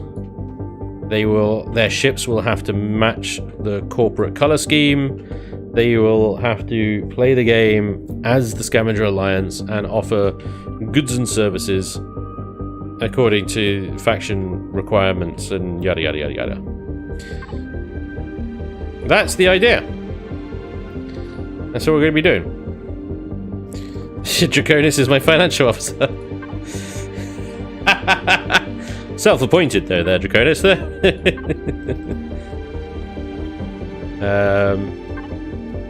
So I'll be inviting. I haven't done the announcement on my Discord yet, but I will be inviting players to come and partake and join the faction. But under the agreement, they must understand that they will not be able to play the game like they may normally or want to play the game. They will have to use ships that meet the sort of corporate standards and requirements of the Scavenger Alliance.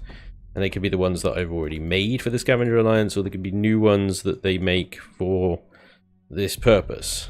But the point will be that all members of the Scavenger Alliance must go about, they can play the game as normal and do things as normal, but if they're working in like small groups or teams and stuff, they should go and set up a shop somewhere in the galaxy. By shop, I mean like a used car lot that offers salvaging, scrapping, repair services, as well as sort of buying and selling and things like that. So, and it's not just ships, but it's parts as well. Eventually, you know, we get to a point where we're actually able to offer things like progenitor shield arrays or whatever, you know. So instead of like going and grinding 100 tech fragments and stuff like that, we've done that already, and we actually have a progenitor shield for sale, you know, assuming that you have the 250 million credits it's going to cost you, or whatever it is, whatever we figure out is the cost of such an array. after we take into account all the labor costs and things like that that, you know, that we had to go through in order to freaking procure such a device. Anyway, point is, player-run faction offering goods and services as a legitimate business. We want your ships. We'll buy any ship. We can sell components as well from salvaged ships. So we'll scrap ships down, all the components we'll sell back. Use car mercs. Yeah.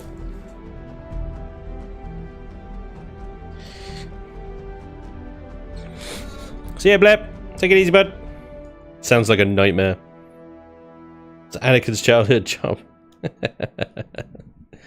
Can I just play the game? Yeah, you can play the game. You don't have to join the frickin' faction, do you? Brilliant.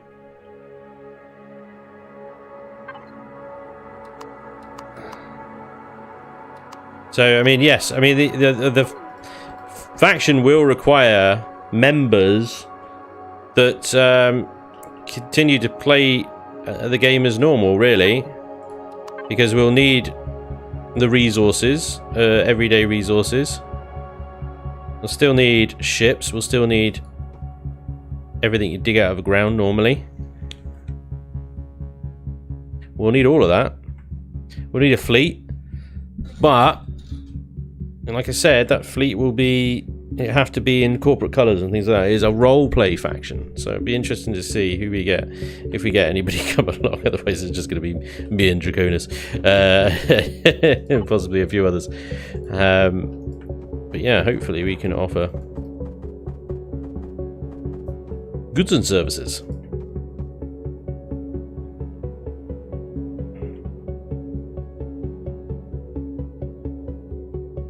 That's the plan, anyway.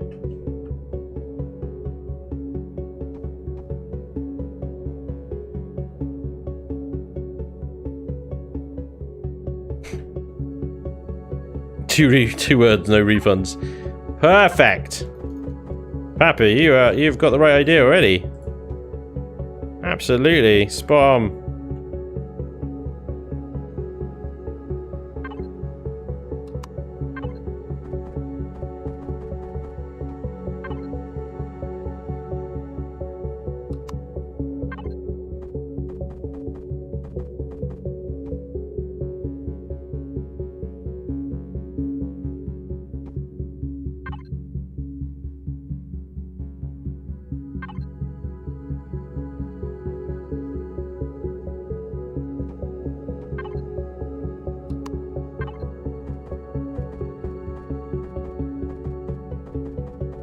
So you got to remember as well, you know, Scavenger Alliance is not a military organization. Although we do, like, you know, we have been known to aggressively liberate salvage, shall we say. There are limits to things like CV builds. They have to, you know, the heaviest sort of build you should be looking at is really something like the Warthog. That is what's called a battle cruiser, and that's the heaviest because we don't have battleships, we don't have dreadnoughts. You got regular cruisers, you got battle cruisers. That's as heavy as they go. You know, you can build your own ships, but they have to be kind of conform to the faction standards. Yeah, I had. How much for one slightly used Vindicator capital ship? Vindicator. I haven't finished it. It's still in progress. This is the sort of thing that we're trying to figure out right now. Draconis is working on a sheet right now. I sort of started it half-assed earlier. And Draconis is kind of like putting some actual meat on bones there. About, like, what's the faction standards? That's a big subject. That's the problem, is communicating that faction standards, as it were, to players and kind of getting that message across. It's not easy.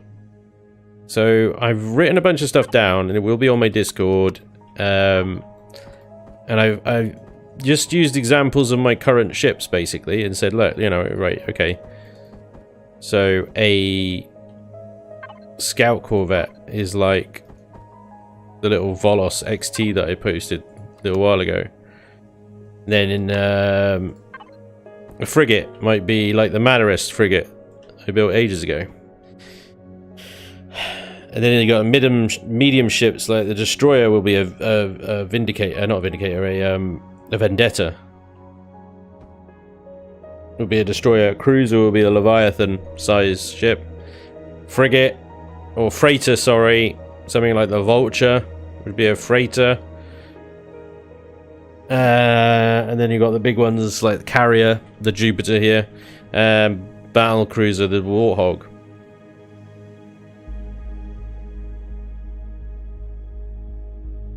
There are a bunch of SAS ships or in the workshop as well that other people have done that, you know, again, are also, you know,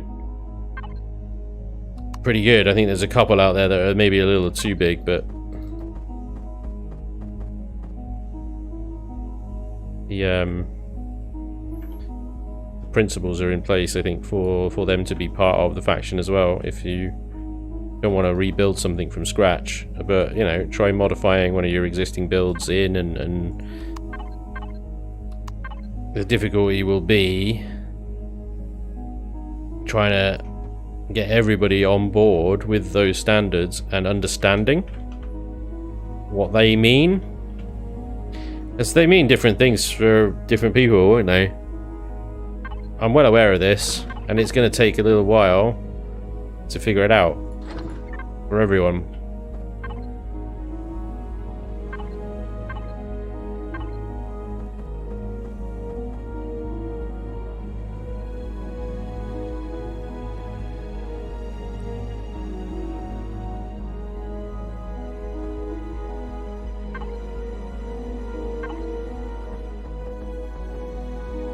I suppose, like,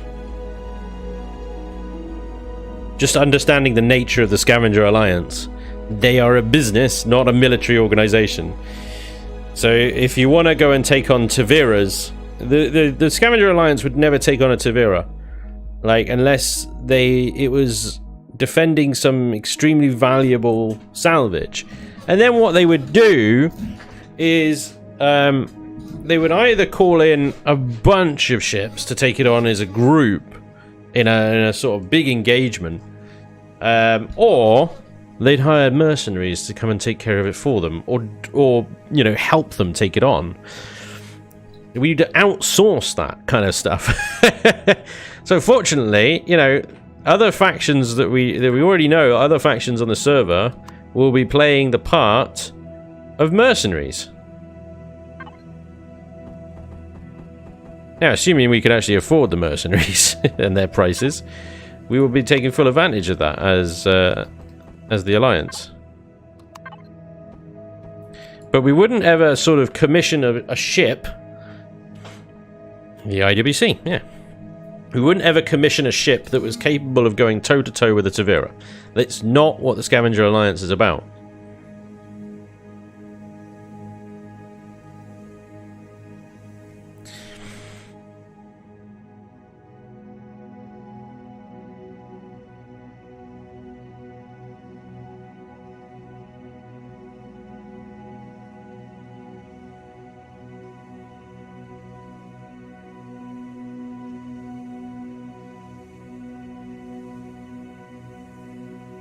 I saw the same kind of faction, but they were more like the Screamers from the show Firefly. Although were they Screamers? They were the Ravagers, weren't they? Or is it the Ravagers? It was the Ravagers or something like that, wasn't it? Reavers, that was it. Reavers. Yeah, Reavers. Papa Panda has it right for faction likeness as the Ferengi.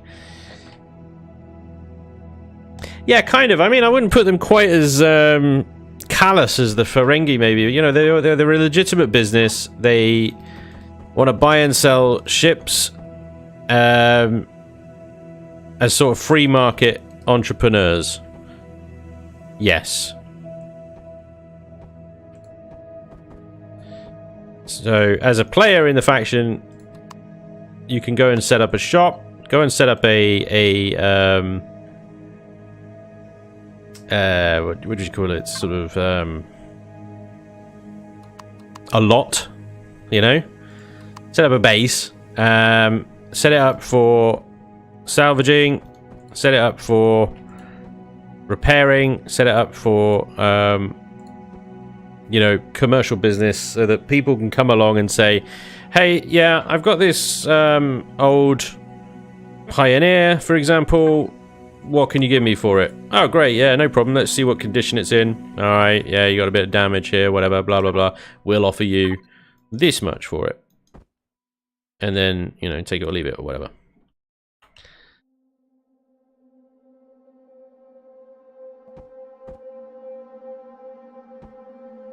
We'll cut a deal. We'll cut a deal. You know?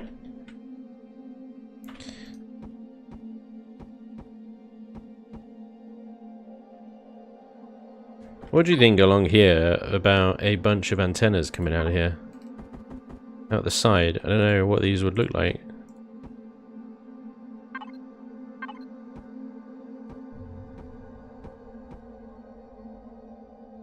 Kind of looks a bit weird, doesn't it? Kind of looks a little weird. They broadside cannons, but like not cannons. What? You should make a DSSV. What's a DSSV? Is Lainey going to be in this? No, she's completely unreliable. They're not hire Lainey to do anything. Blighted.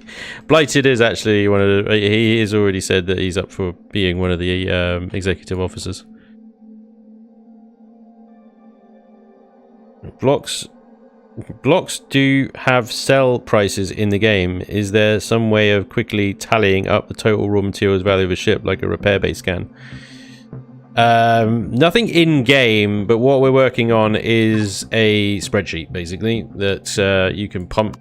You can just put all the resources that a ship is made up of, and it will give you a price. You know, we're going to use that. So if you want to sell a ship, then you can see how much, you know, you'd get for it. Lady could sell the insurance. Her tagline of "Trust me" fits perfectly. Yeah, maybe you're right. Maybe you're right. I don't know.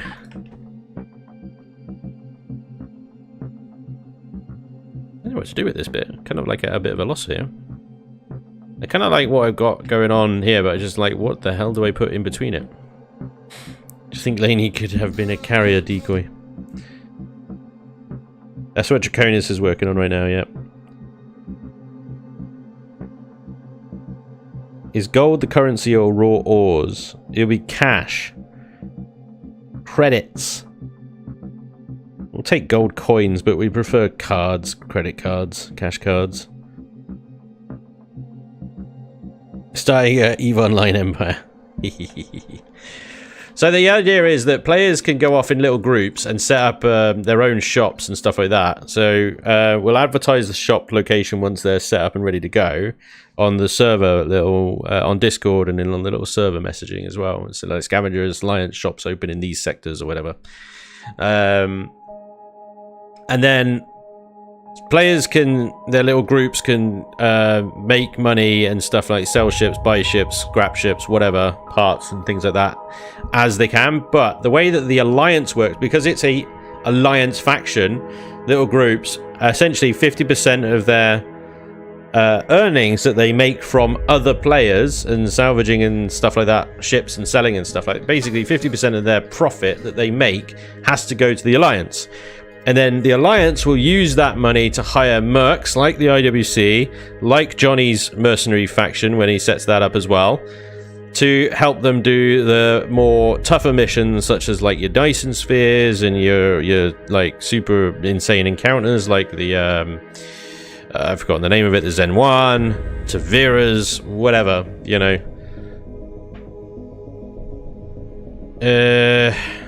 Yeah. Could also be Vorian way of Empyrion. Yeah, exactly. One of my things that I said in that 10 must-have sort of, not must-haves, 10 wishes for Empyrion was an economy, and I was just thinking like, well, why don't I just make it myself? You know, make it through players. We see if players could do that, and players do already do that to some extent on some of the other multiplayer servers anyway. As I said in the video, unless it's like a busy multiplayer server, those trade terminals are generally always empty.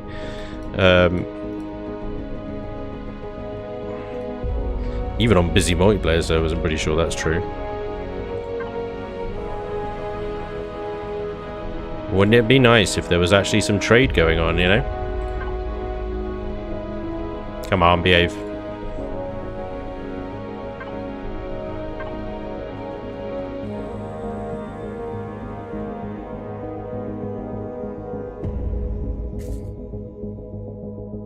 Can we do a ship finance? Sell a ship for X amount a week.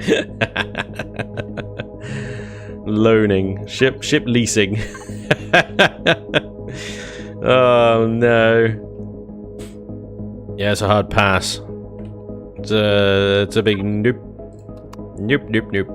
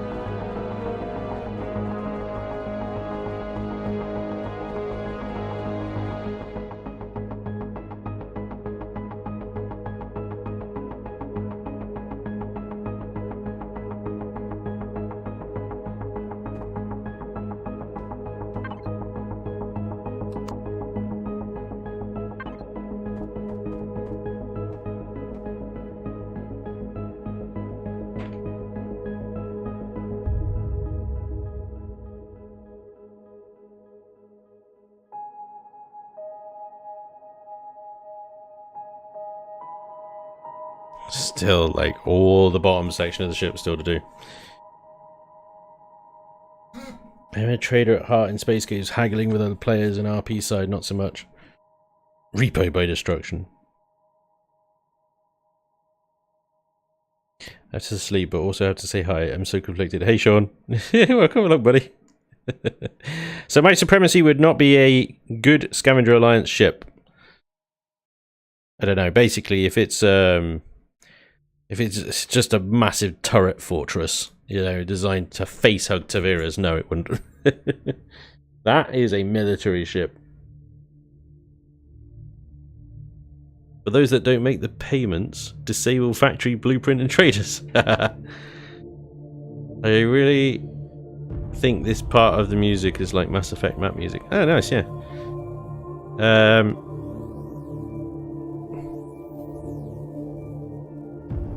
Yeah, see, Storm, you might be right. We're not doing that. So I'm also acutely aware of how much like admin a faction takes, especially when you've got other players sort of trying to interact with it and things like that. So we're going to try and make things as kind of simple and straightforward as possible. Yeah. But inevitably there's going to be some kind of, not necessarily issues is not the right word, but delays, shall we say, with some of the faction functionalities. Who might, some of it might be like, hey, you know, in Discord, hey, I want to sell this ship.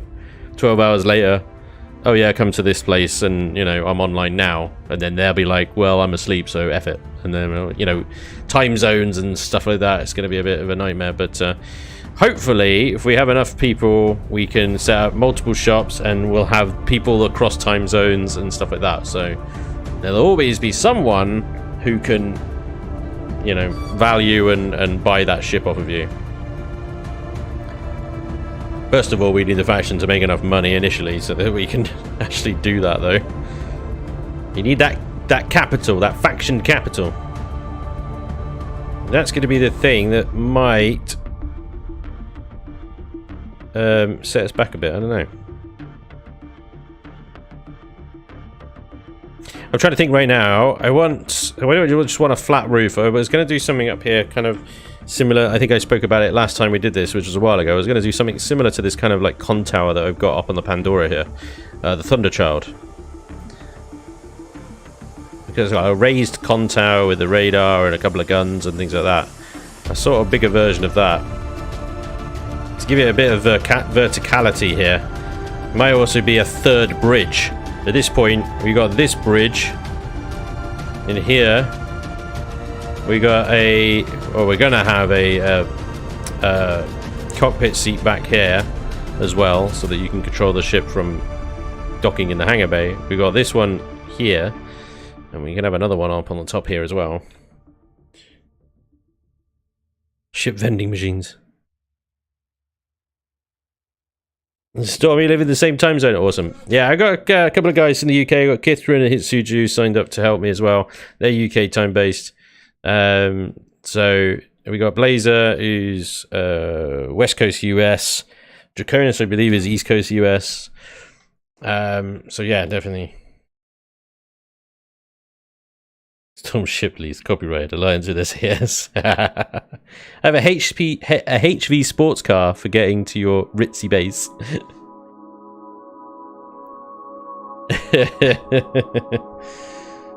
Sniper rifles equal enough startup capital to fund an empire. It's true.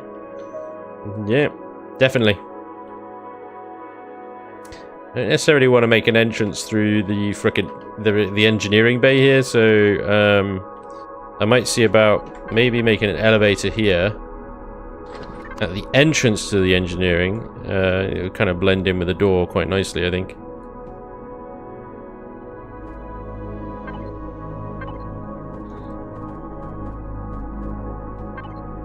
Right, let's see if we can spec this out a second.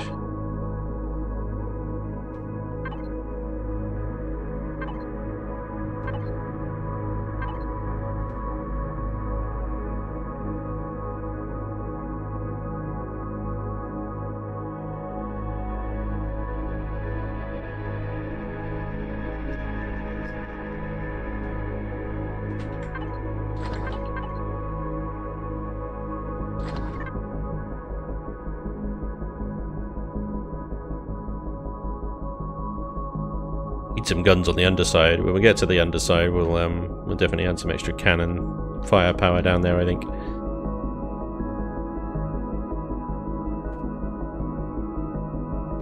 Ooh. Let's add a symmetry mode here.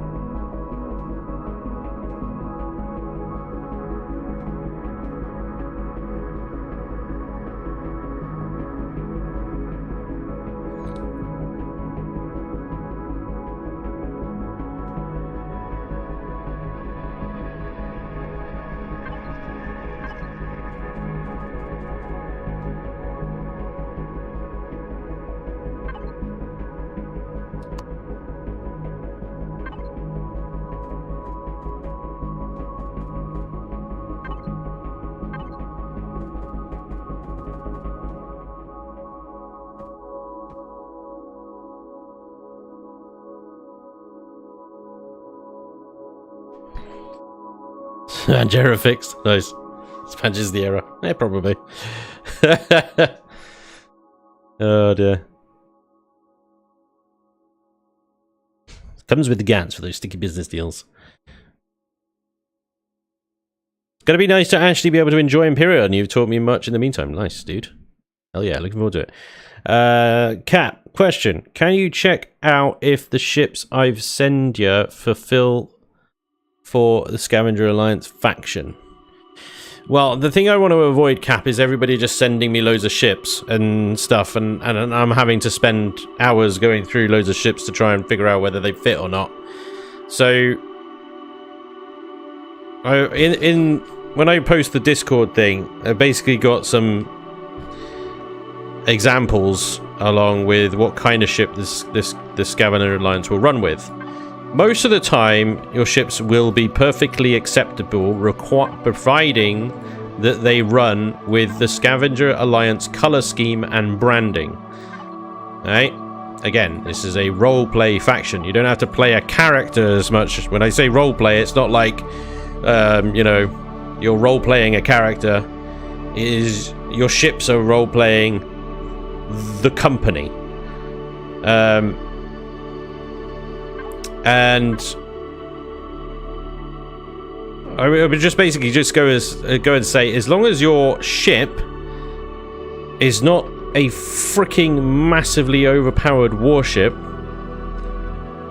then it's fine. The example of like the sort of most powerful ship that the Scavenger Alliance run with is something like the Warthog here, okay? This is what is categorized as a battle cruiser. The example I put forward as a battle cruiser. This thing is armed to the freaking teeth. Now, this isn't a reforged build, so reforged builds are slightly different. In the, you know, the turrets and stuff, you've got loads of choices and things like that. But if you have a look at the Warthog, and you do like just a raw freaking turret count on this thing, right? Let's have a little look, right? Okay, so it's got 30 turrets. And a bunch of weapons. 12 weapons. 30 turrets, 12 weapons. Set up in a weapon cluster mount. Asymmetrical design. Xeno steel armor front. Decoy turrets. And things like that. And massive amounts of manual fire weapons. That's probably like the most powerful ship. But if you reforgeify it, then you'll have heavy weapons and things like that. So 30 turrets in Reforged land is nothing. It's nothing. But that is probably an example of one of the most powerful ships that the Scavenger Alliance will field, will commission. So if your ship is like 130 turrets, it's out. If it's like 45 turrets, you're fine. I don't know if that makes any sense. There's not like a hard... I don't want to draw a hard lines in the sand, because people, what they will do with hard lines in the sand is they will just go, right, I will take exactly 15 turrets off, and then it is exactly the 55 turret limit or whatever. But it is this same Zocking Great warship dreadnought thing. If you can try and understand what the faction is about, and the fact that it's more about being a trade and a company, and when heavy combat is required, they outsource it. So you'll work with mercenary factions for that sort of thing, rather than, you know, having our own ships that are capable of that kind of fighting. I hope that makes sense. I don't know, it's probably not any clearer, because I know that people will be asking me, like, what is the exact amount of turrets that I can have on a boat? The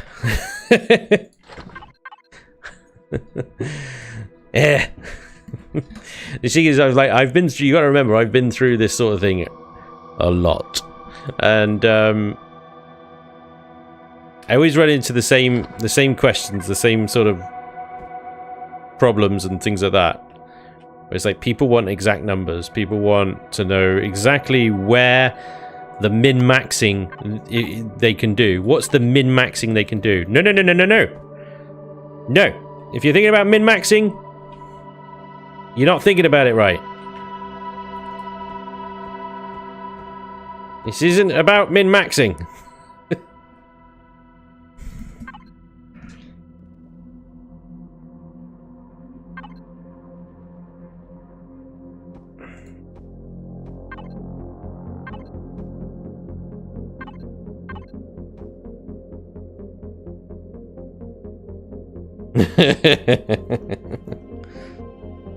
This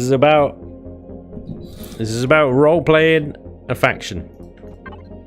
It's not about min-maxing. That sucks. That really does suck. Look at that. That's just terrible. What a load of garbage.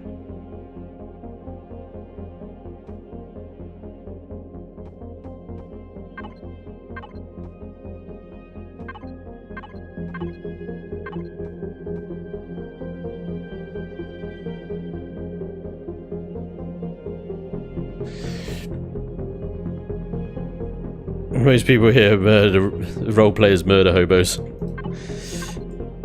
You might be right. You might be right there, I tell you.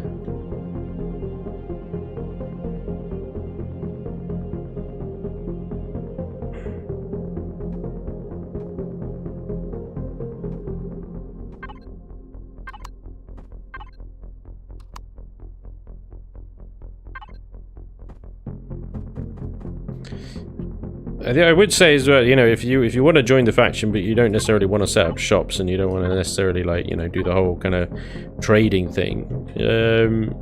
If you would rather just go about doing resource collection and stuff like that, then that's absolutely great. Yeah, we absolutely need those sorts of things as well.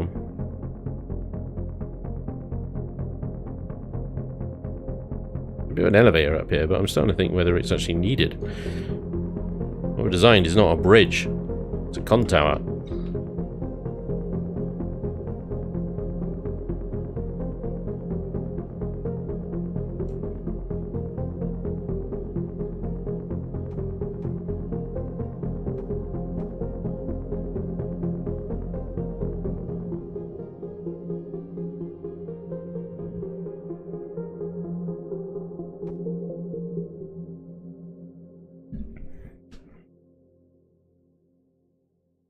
Working 14-hour days, 5 days a week doesn't help. Nope.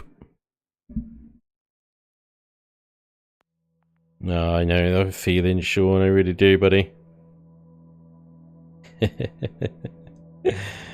Spanj colours, so I know what to paint the ship and repair outposts. They are red, white, and black now. Scavenger Alliance colour scheme is available on the workshop in any of the Scavenger Alliance ships. You can copy and paste the colours straight from the colour palette. Go to configure, select the colour, simply press copy, go to your ship, replace the primary coat of paint, just click a colour to replace it with, and then hit paste. And then OK. And you can replace the primary colour with that one. And the secondary colour is just that brown there. It is that brown, the default brown. It looks orange against that colour. It is just brown. See? That's the orange. That's just the regular old brown. So that is the only colour you need. The rest of the ones that I use, if you want, are on here as well. Is just different shades of grey and charcoal. And that's it. That's the Scavenger Alliance colour scheme. One custom colour. I do have the Salvor in my list. Yep, Red Baron Salvor. Great boat. Great boat. Very, very nice.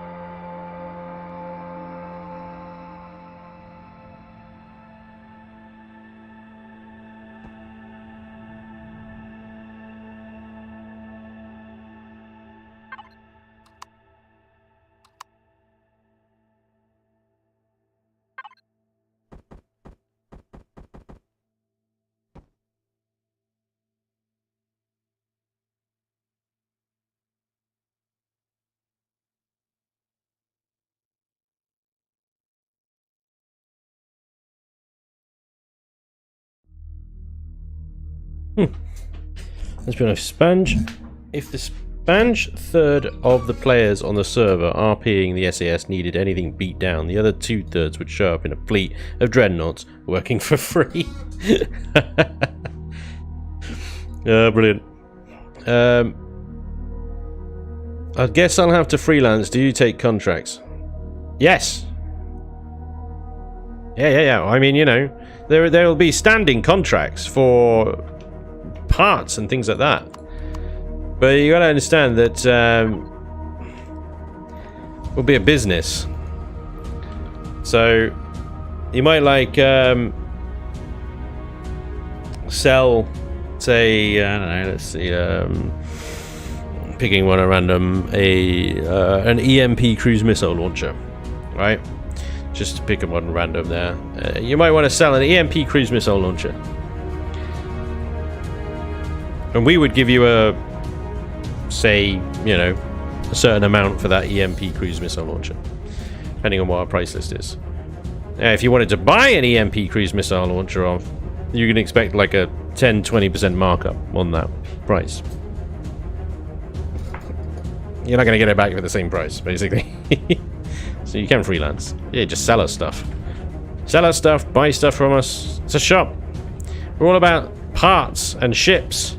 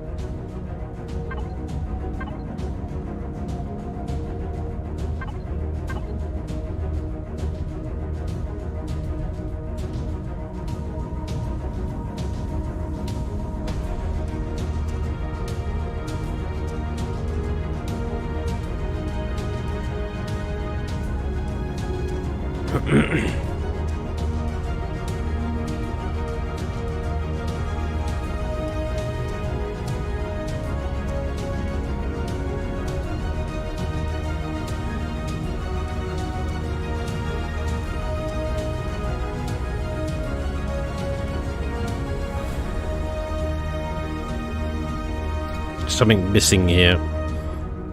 Just trying to figure out what the hell that is.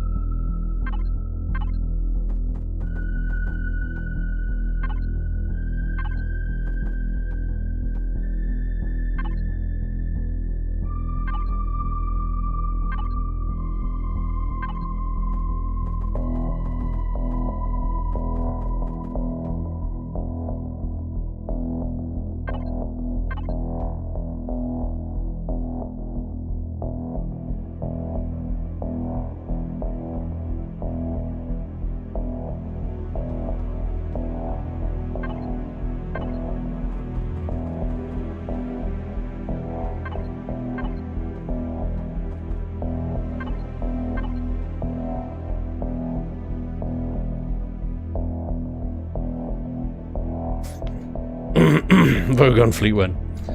Piping, Spanj, piping.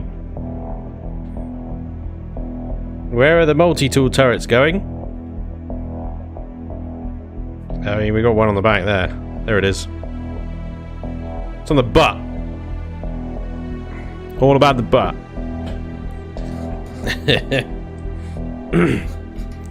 I want to see engineering. You want to see engineering? I mean, it's not done yet, but there it is. A lot of work to do in here.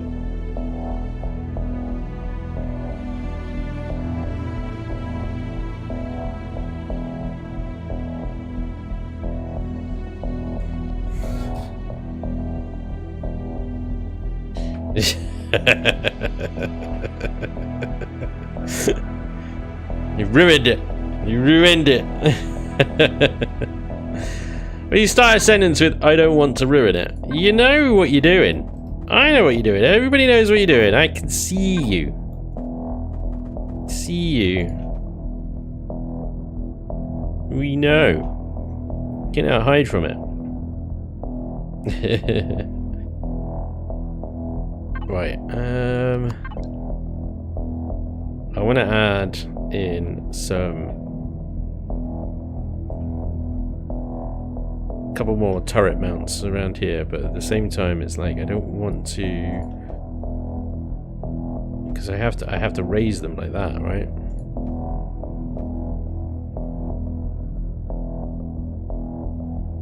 I suppose I could put them like on the hull as they are, but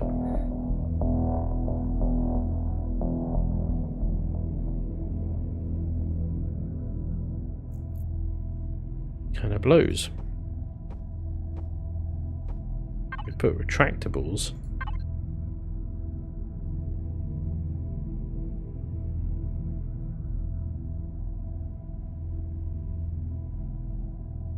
Minecraft sure has changed. Yeah, Minecraft's got a serious upgrade.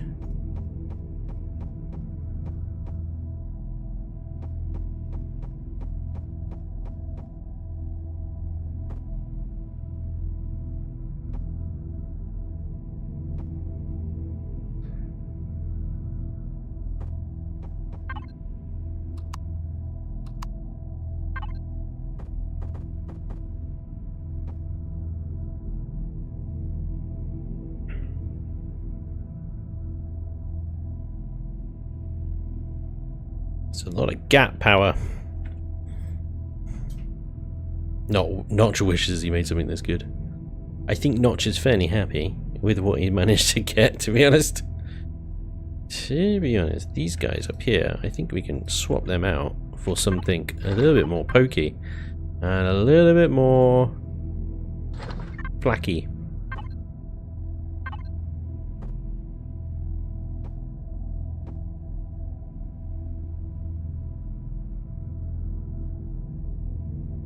What are we up to? We got 10 minutes, 10 million CPU at 4.4 million.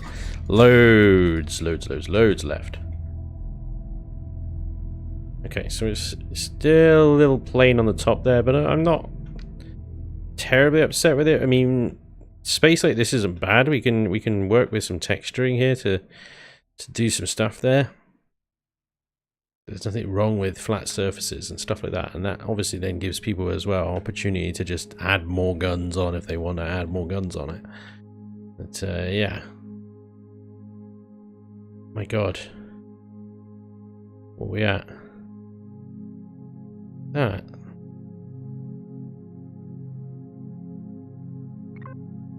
That at least, ladies and gents. These are the top, front, back and sides of the Jupiter. Ignore the pink. The pink is temporary.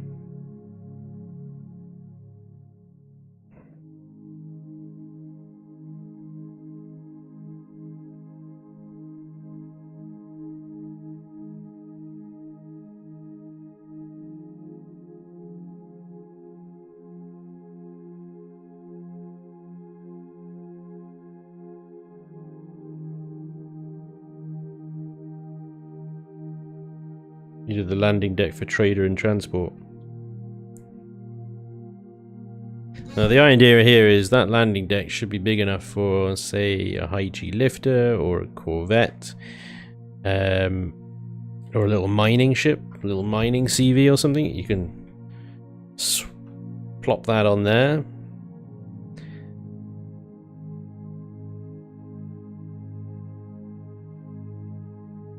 So that's good. Pretty happy with that. I'm still not sure about this top section here. I feel like it needs something even taller behind that, but I don't even think that would work given the space that we've got there. I think I might just stick with the little handle for now, at least anyway.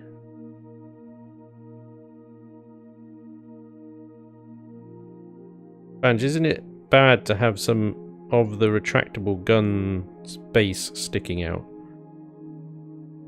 Yeah. Where have I got that? I haven't got that anywhere, have I? Ooh, look at this over here. No, what have I done? Oh, symmetry, you failed me. You failed me for the last time, symmetry mode. I mean, it's not symmetry's fault, it's my fault.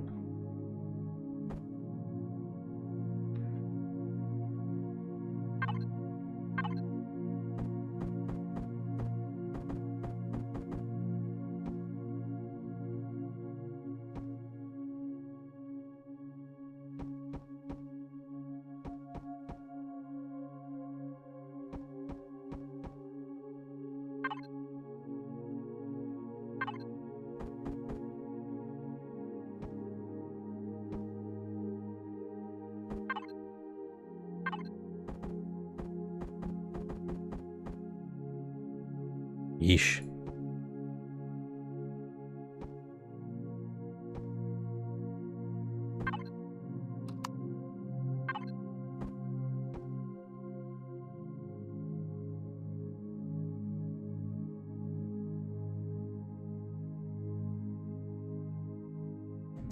Oh, that upsets me. It upsets me. What can you do? What can you do? What can you do?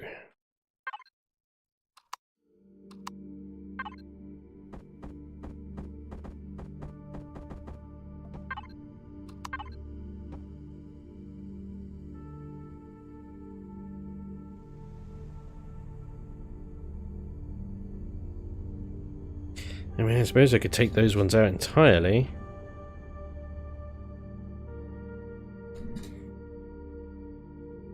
Nailed it.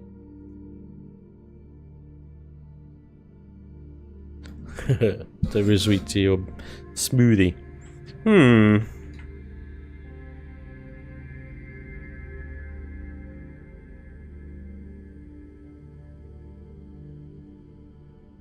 At this point, I'm like, should these even be retractables up here? Maybe I could just set them as standard ones and then...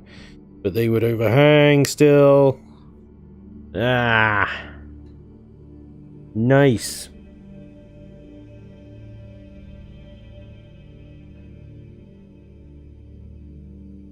Bits and bobs. Ah. Very nice.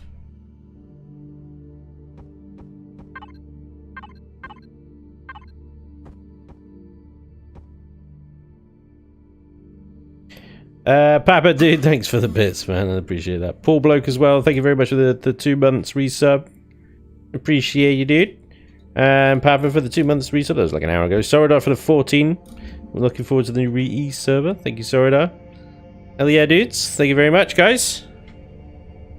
It's gonna be good. It's gonna be good. Now I am just unsure about this whole endeavor. So, what I can do though, if I move these guys back a block, then it will be fine, and then it will be somewhat symmetrical again. We'll just do that. The hell?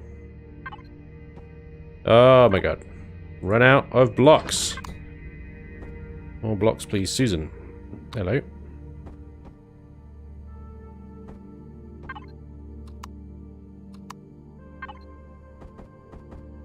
There we go. Okay. Upsets me less. There we go. Good.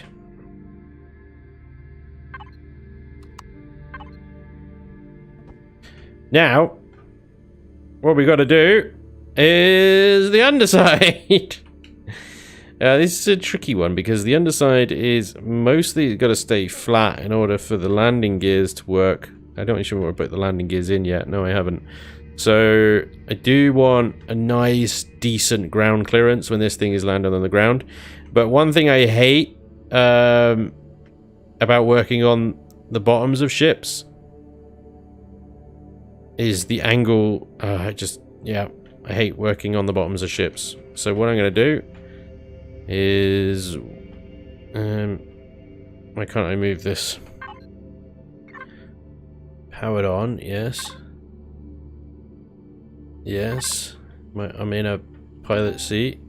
There is a not-docked ship. Of course there is. There is a not-docked ship. And this thing, hilariously, I forgot to put a freaking docking pad on. Because I'm a dumbass.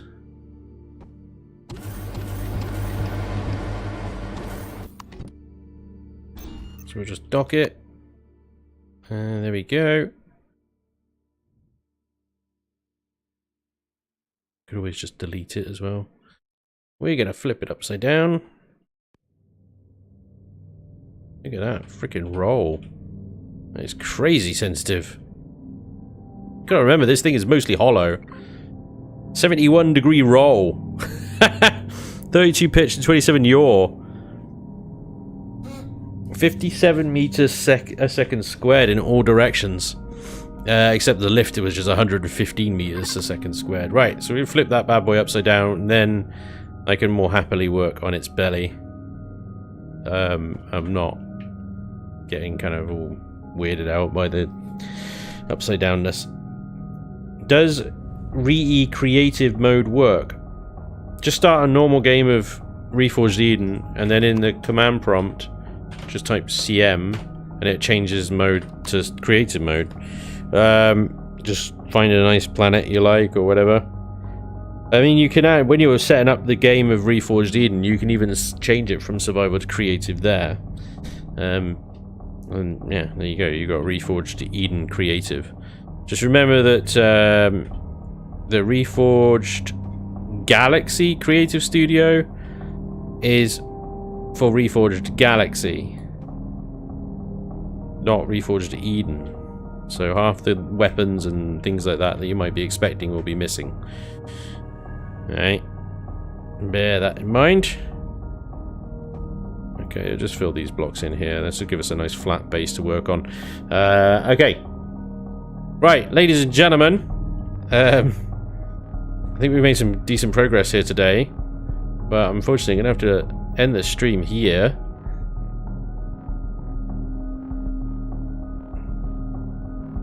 Basically. What I might do, if I got some time, I'll try and do some texturing and stuff off camera so that we're not spending a really long time just doing a load of texturing and painting and stuff.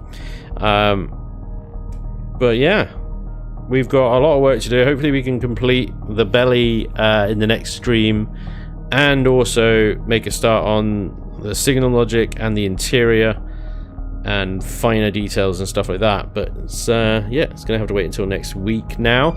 Reforged Eden, as far as I'm aware, the only information I have at the moment is it's still a couple of weeks away. He did say March. We are now in March, but you know, there's no idea on when in March, so it's looking now probably towards late March, I would say.